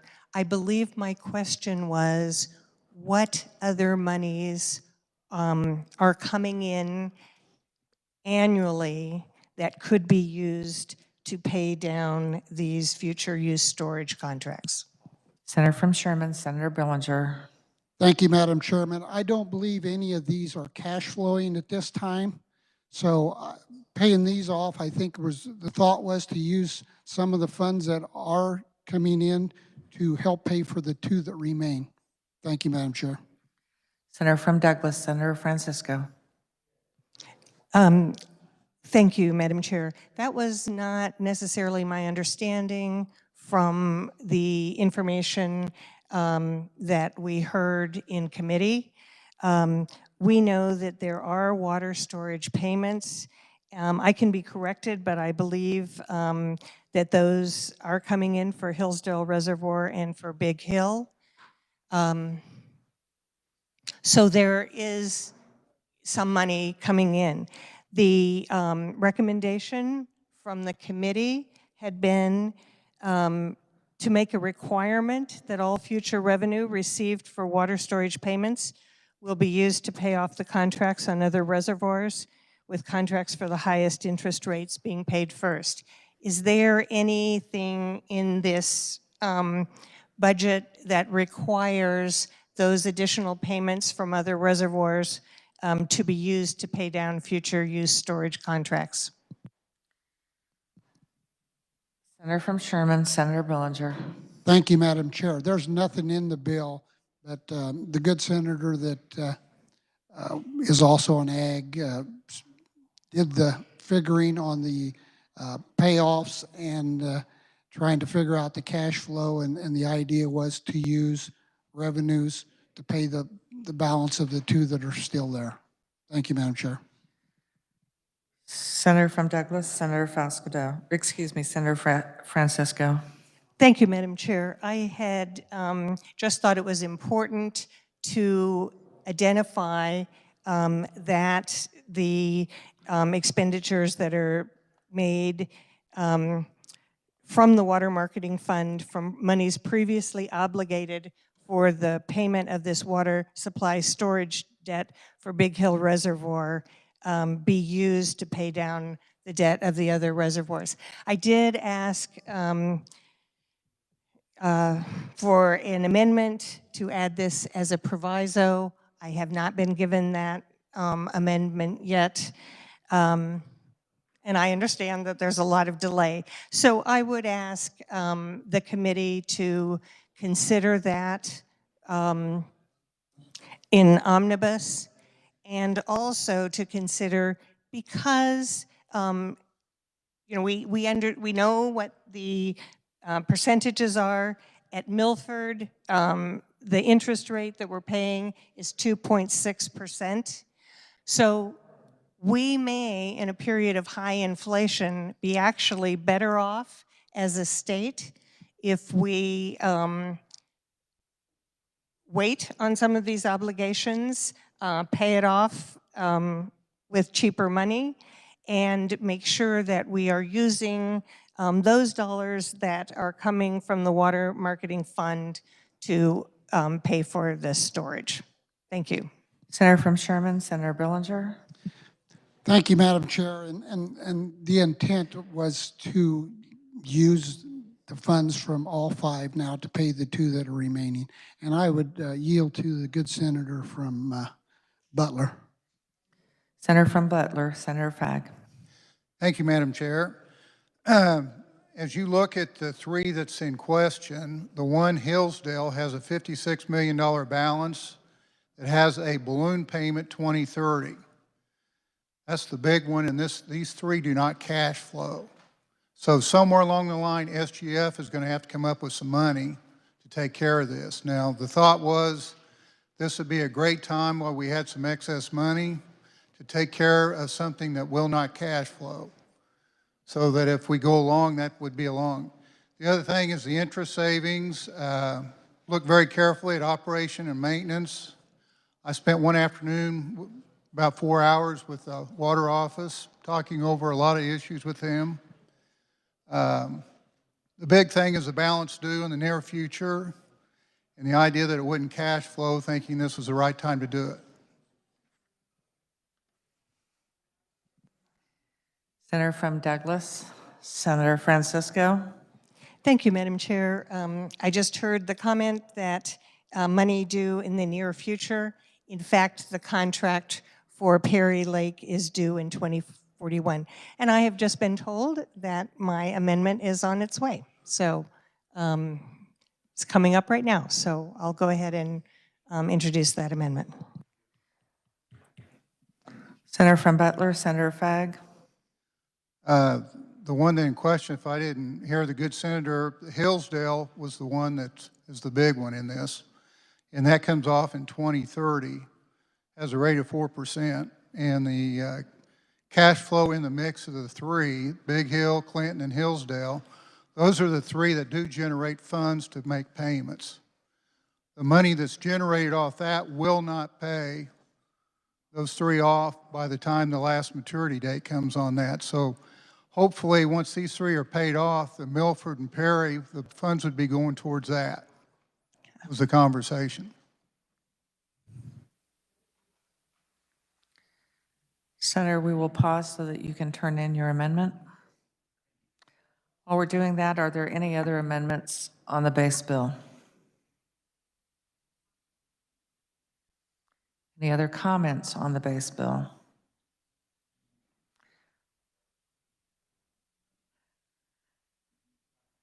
Senator from Riley, Senator Hawk. Thank you, Madam Chair. I do have some comments, but I would prefer to wait until we deal with the amendment from the senator from Douglas.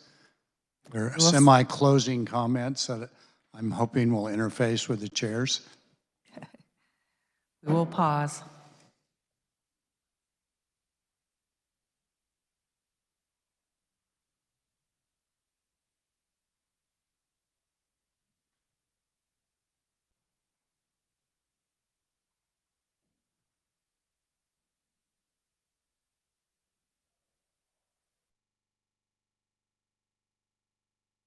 Senator from Douglas, Senator Francisco. Thank you, Madam Chair. I've turned in my amendment, and it's 3700. I think I can explain it. Okay. We'll distribute it, and then you may explain.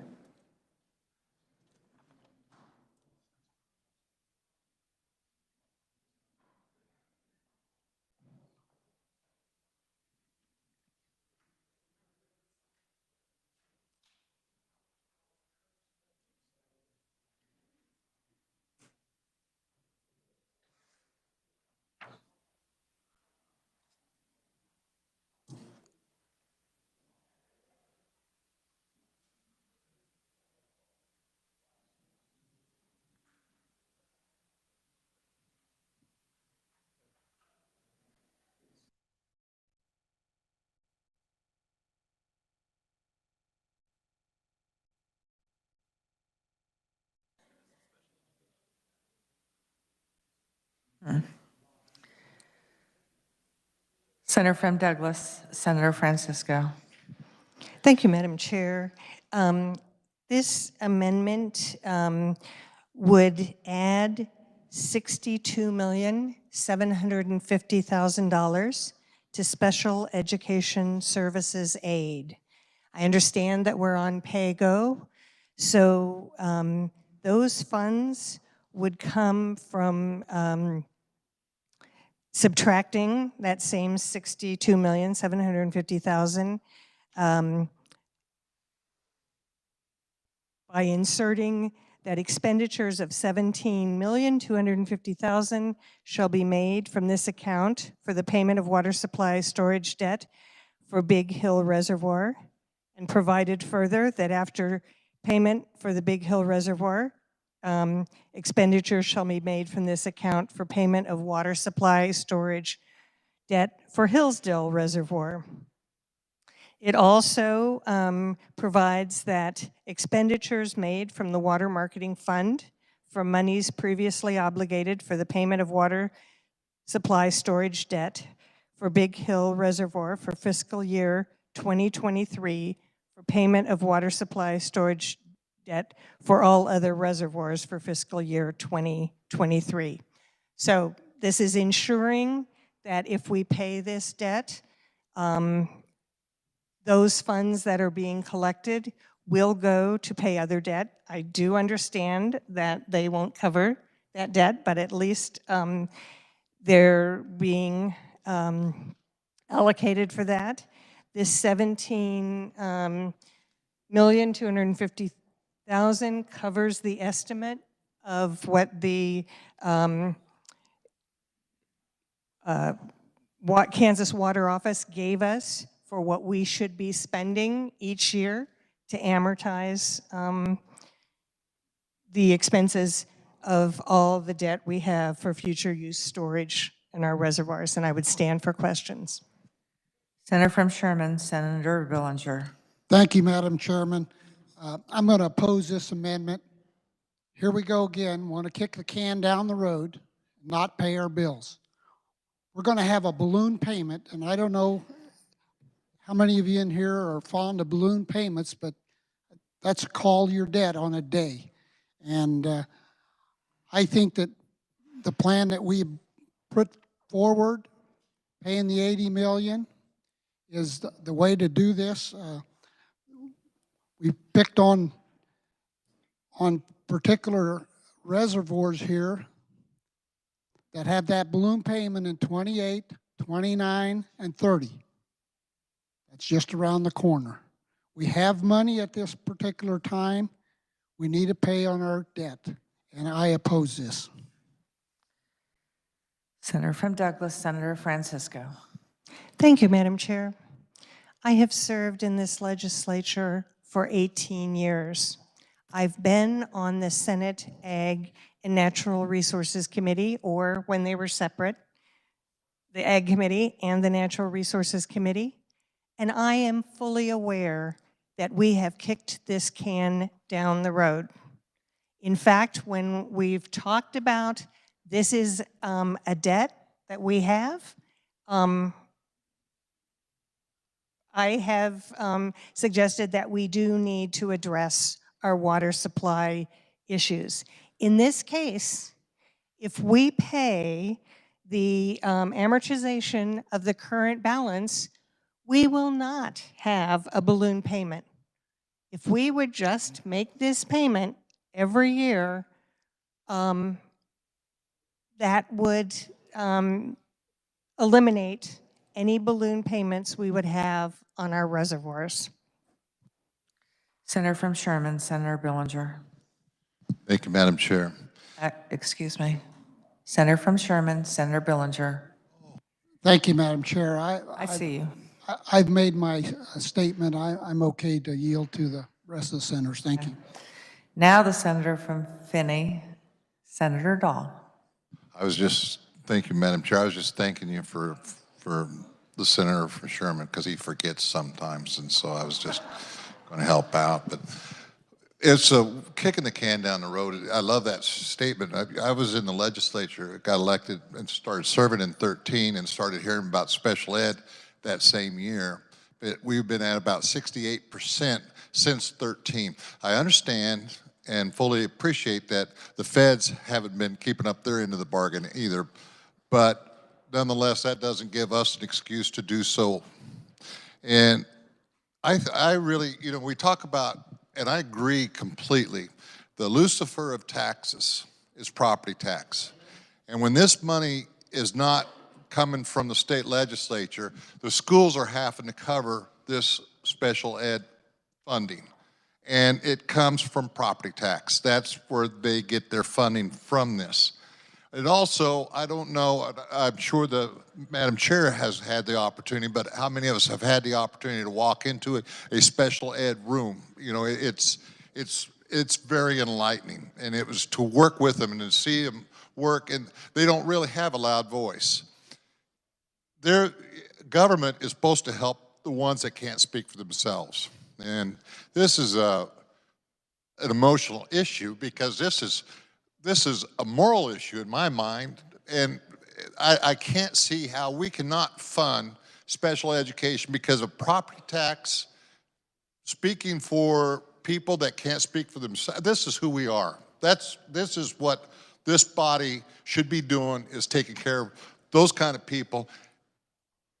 The people that have special needs. And at the federal level, they're blowing it. and we're blowing it here. We have an opportunity, finally, because, and I hate the term excess money because you never have excess money, but money well spent. This would be money well spent because it would alleviate the problem we have special ed. It would alleviate the pressure on property taxes.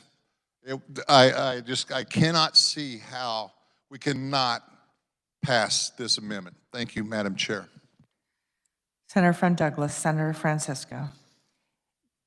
Thank you, Madam Chair. I appreciate those comments, especially making the connection with this other can that we've kicked down the road, and making the connection with the fact that this could help our schools identify the funds that are needed for this education. Senator from Butler, Senator Fagg. Thank you, Madam Chair. Could the good senator from Douglas stand for a question, please? She will. Does the state of Kansas have any plans for future dredging costs on our lakes? Senator from Douglas, Senator Francisco. Thank you, Madam Chair. I understand that the Water Office is hoping to have some experimental dredging plans that would not be the same approach that was used at the John Redmond Reservoir, but instead would have equipment to perhaps underwater release silt and have that move down our streams. Senator from Butler, Senator Fagg.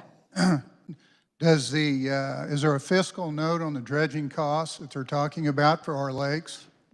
Senator from Douglas, Senator Francisco. There was, I think that cheaper alternative has not yet had the chance for experimentation, but that was one of the research areas that the Water Office was looking at, and I hope will fund with the full monies for our state water plan.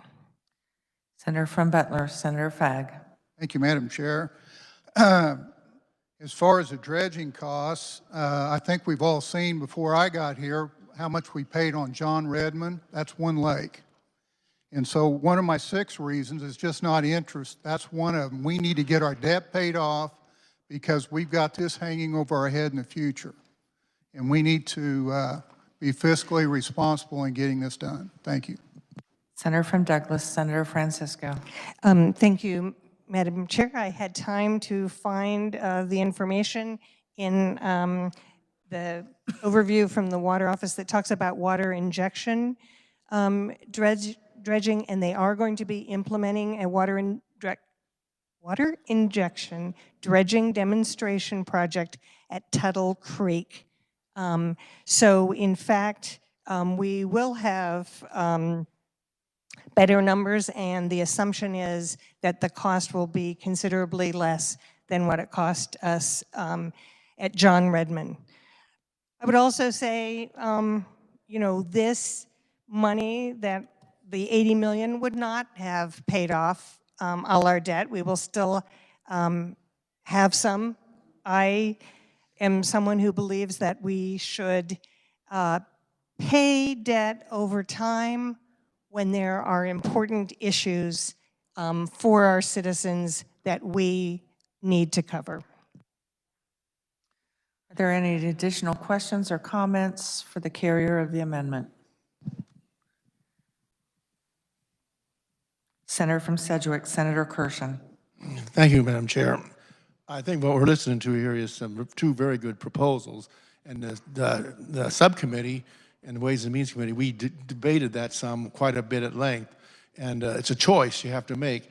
And that's very good to only pay off part of it and save the money and for costs later on. But the fact is, we just got done dredging John Redmond the conventional way, and that's about an $8 or $10 million note.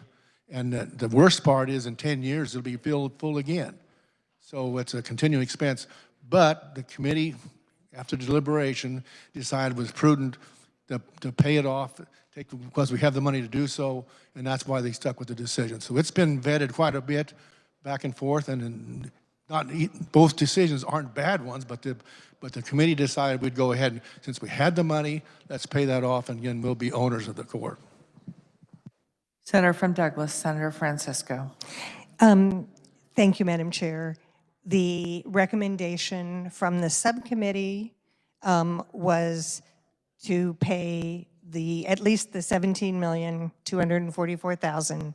That means that we are covering the amortization of the current balance on all these reservoirs. Are there any other comments or questions for the, yes, Senator from Sherman, Senator Billinger. Thank you, Madam Chairman.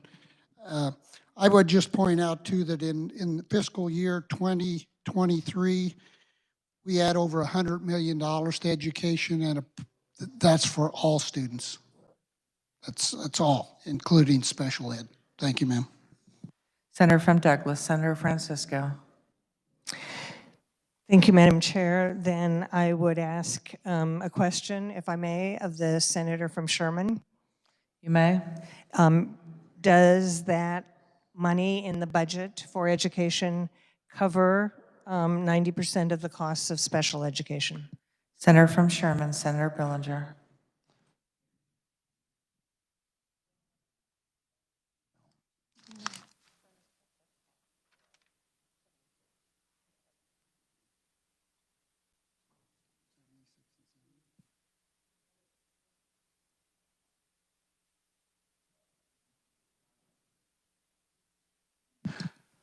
Thank you, Madam Chair. 70% in 2023. Senator from Douglas, Senator Francisco. Thank you, Madam Chair. I understand that our aspiration is to cover 90% of that, and I believe this $62 million would get very close to that. Okay, at this time, I'll call on the Senator from Meade, Senator Reichman. Thank you, Madam Chair. This is a real hard vote for me, but I do appreciate her bringing this amendment, and I have to agree with the Senator from Finney that special education service should be funded. And when I went to several school districts in my district, there was talking about how it has not been funded, and I hated to see it be taken out. I'm also understanding I'd love to have the money going in to help pay off that debt. So it's a very hard vote for me, but I'm going to go with the amendment. Thank you. Senator from Sherman, Senator Billinger. Thank you, Madam Chairman. And I might point out in your packet in the purple sheets, page 51, they asked for an enhancement of $74.1 million, and the governor did not approve that. Thank you, Madam Chair. Senator from Douglas, Senator Francisco. Thank you, Madam Chair. I don't think the money to pay down this debt on our future water storage was in the governor's budget either. Senator from Finney, Senator Dahl. Thank you, Madam Chair. I know it's the second time. I'll be quick. And that's what brought me to this is page 51. And this, in fact, there was money in there, and it got, the governor wanted it out, or it decreased to 74.1 million. In my opinion, with all due respect, that's wrong. And so just because one person thinks it's a good idea doesn't make it a good idea. This is a matter of priorities, and I understand the senator from Butler. You know, he has El Dorado Lake there. We have lakes. We have so many needs, but we're talking about kids and people, and so you got to just look into your heart and your soul and what's important. And to me, it's a pretty easy choice. I don't even see it as a difficult vote. Thank you.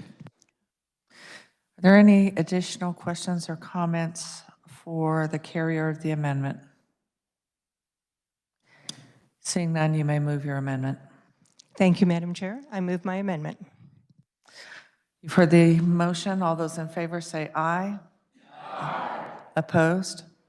No. The chair is unclear. I'm calling for division. Could we have a roll call? We have the appropriate hands for roll call.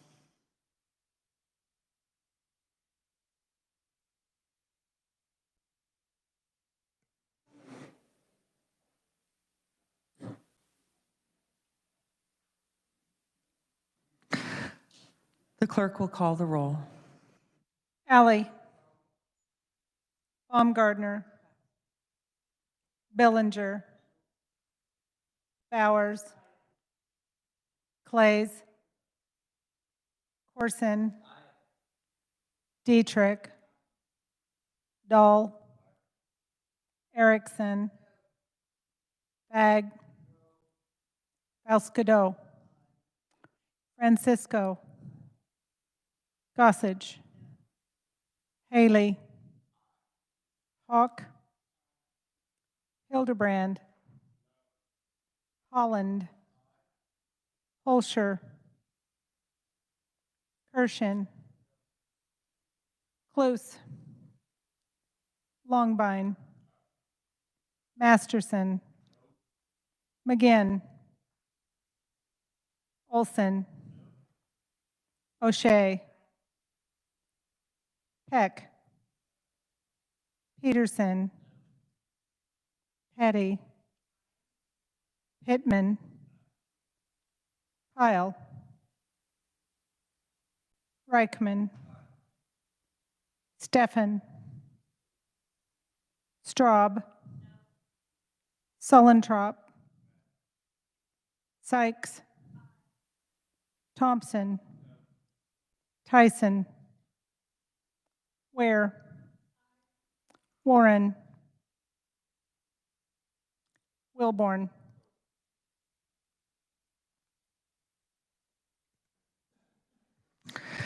Has every senator had an opportunity to vote?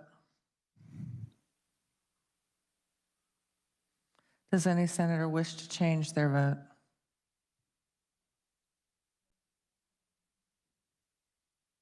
Does any senator wish to explain their vote?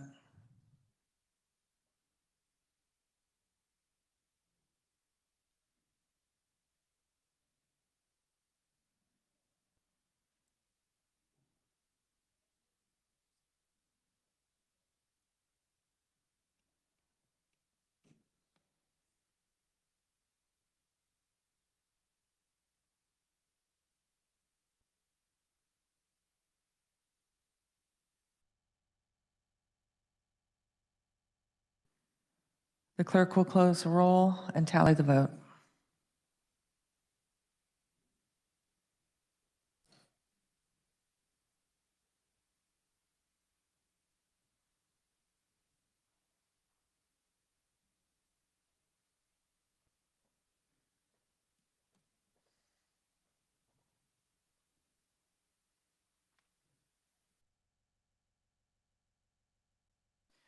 With a vote of 16 yeas and 18 nays, the amendment fails.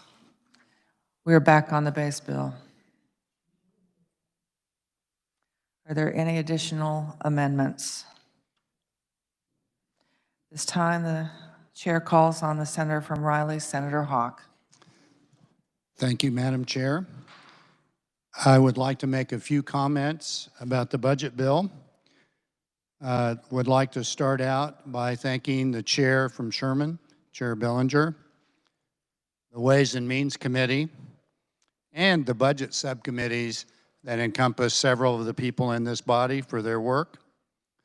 A budget is clearly about priorities and balance. I think there are some very key items in this budget that were in the governor's budget, and there are several Senate enhancements that came through the Ways and Means process. I think it's important to look at what this budget as our preliminary mega budget before hopefully we pass it and it goes to conference committee. It has an ending balance of $359.5 million. That leaves us with a 3.7% ending balance. Statutorily, we're to have a 7.5% ending balance. The governor's budget, which was the base for the work that we did, has a $671.2 million balance. That's a 7.5% balance. Today, I think the chair of Ways and Means received a GBA for our consideration in Ways and Means. It had some conservative estimates about Apex, some housing. The KBI salary was put in that GBA, an enhancement to housing. That conservative estimate had an $803 million ending balance, and that was 9%.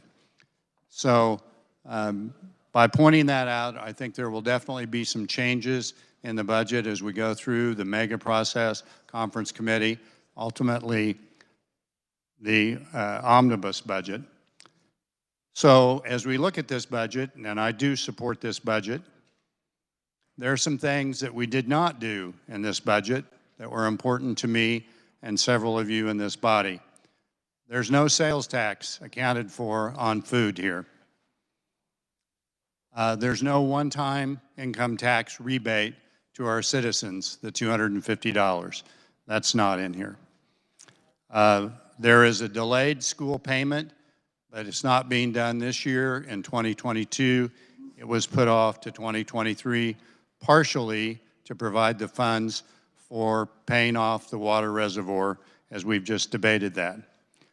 There's no Medicaid expansion in here, and from some of the comments made, I know this body has been divided on that issue over several years, but we are missing an opportunity in terms of, as the chair said, it pulls $68.5 million out of our general fund budget by not taking advantage of the 90-10, the FMAP, and the 8 quarters that are available. The other thing it doesn't do in higher ed yet, but I'm optimistic that we'll get to it in conference committee and by omnibus, and that is it pulled $20.7 million out of higher ed from the post-secondary operating grant. That I still think is important money to have in higher ed. We do want flat tuition for our students. We know the cost of higher ed is increasing. This is one way that I think we can give the strong message to the regents and our universities to keep tuition flat. We also did not fully fund what the governor recommended in terms of her tuition grants. We cut that by $6 million and put that into the comprehensive grant. We did some good thinking on that, in that we asked that that money be matched, but it's still not on our part as large a tuition amount and does not send a clear message about keeping tuition flat, which I do very much want to see.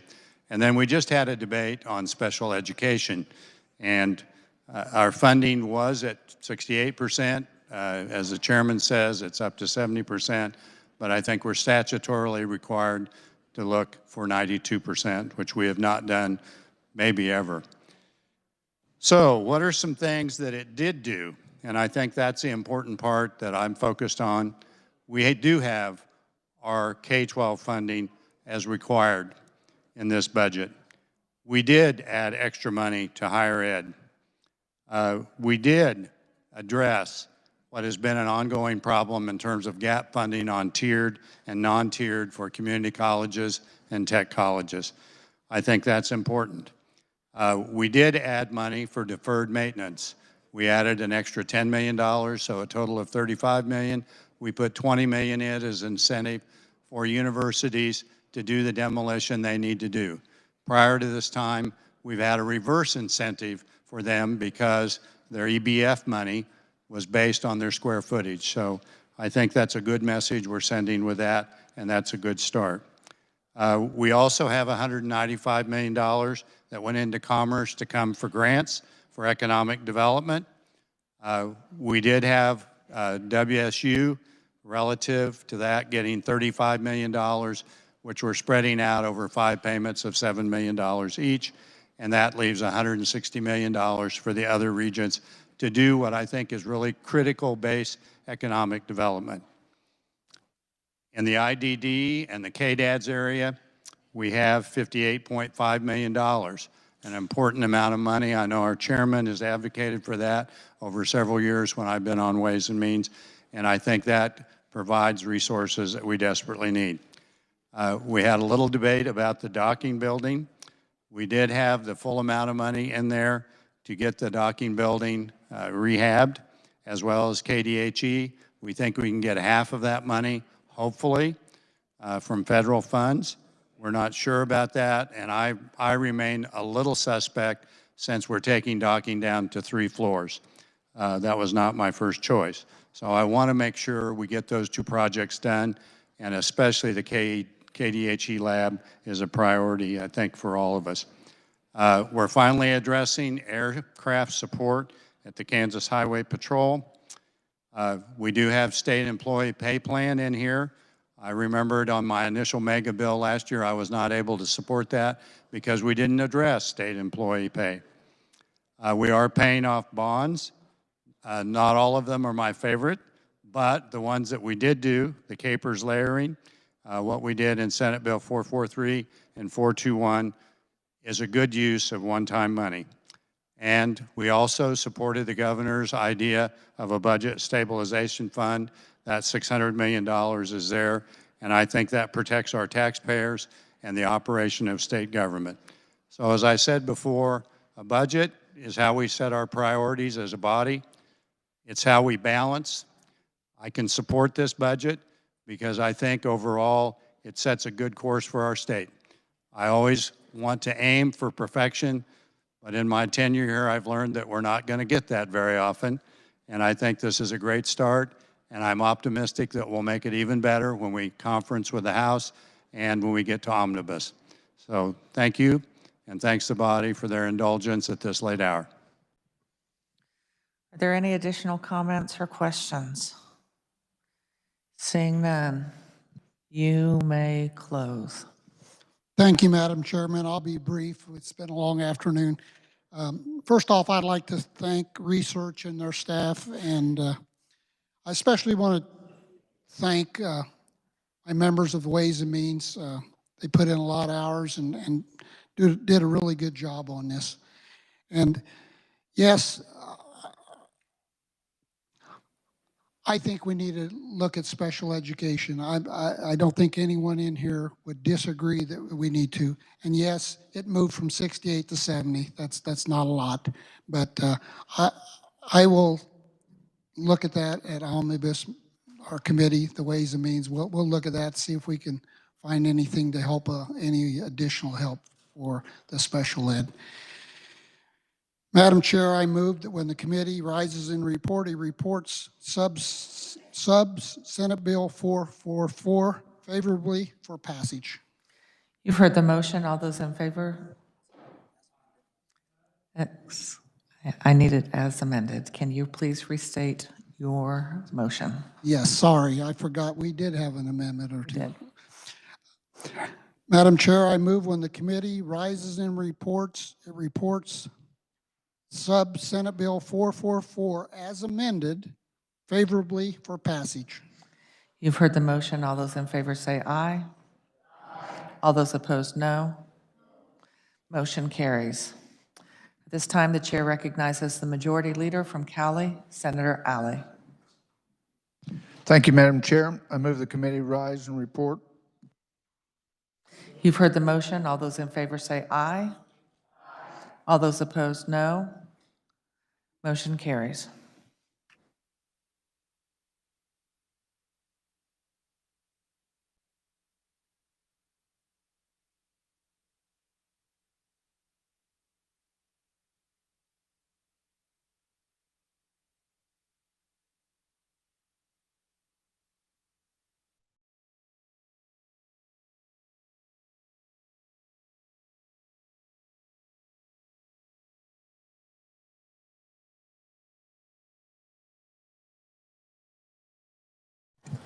Clerk will read the committee report. On motion of Senator Alley, the Senate resolved itself into the Committee of the Whole for consideration of bills on the calendar under the heading of General Orders with Senator Baumgardner in the chair. Recommended, Senate Bill 444 be amended by the adoption of the committee report recommending a substitute bill be further amended on motion of Senators Holland and Tyson, and the substitute bill be passed as amended. Chair recognizes the Senator from Miami, Senator Baumgardner. Thank you, Mr. President. I move we adopt the committee report. You've heard the motion. All those in favor say aye. Opposed, no. Motion passes. Introduction of bills and concurrent resolutions. Clerk will read.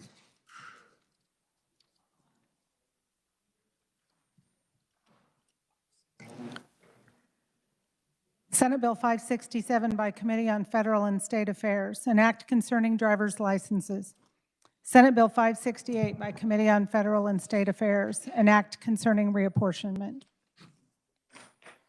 This constitutes introduction of SB 567 through 568. Reports of standing committees. Clerk will read.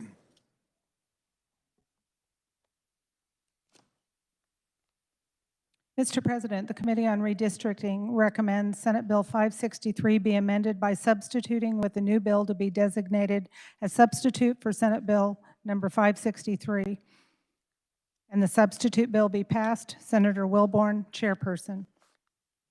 Mr. President, the Committee on Transportation recommends Senate Bill 529 be amended and the bill be passed as amended. Senator Peterson, chairperson.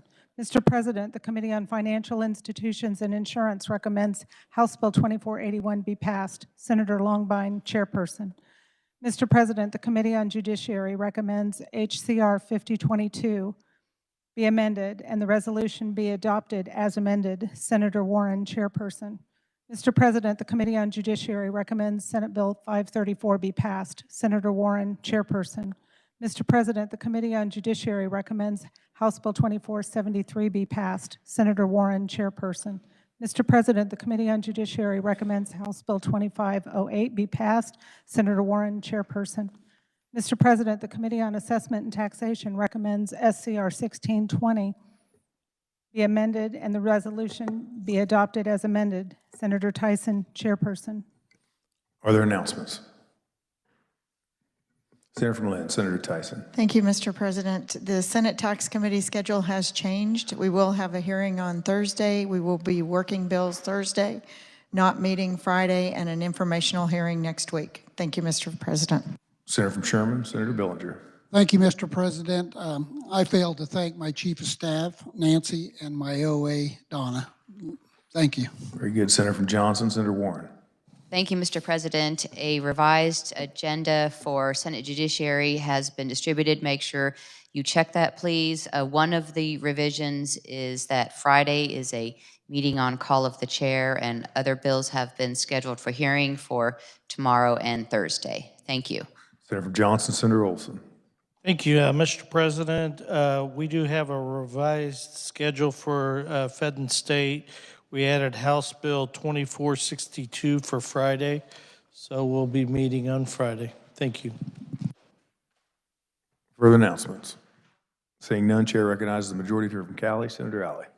Thank you, Mr. President. I move the Senate adjourn until 2:30 p.m. on Wednesday, March 16th, 2022. You've heard the motion. All those in favor say aye. Opposed, no. Senate's adjourned.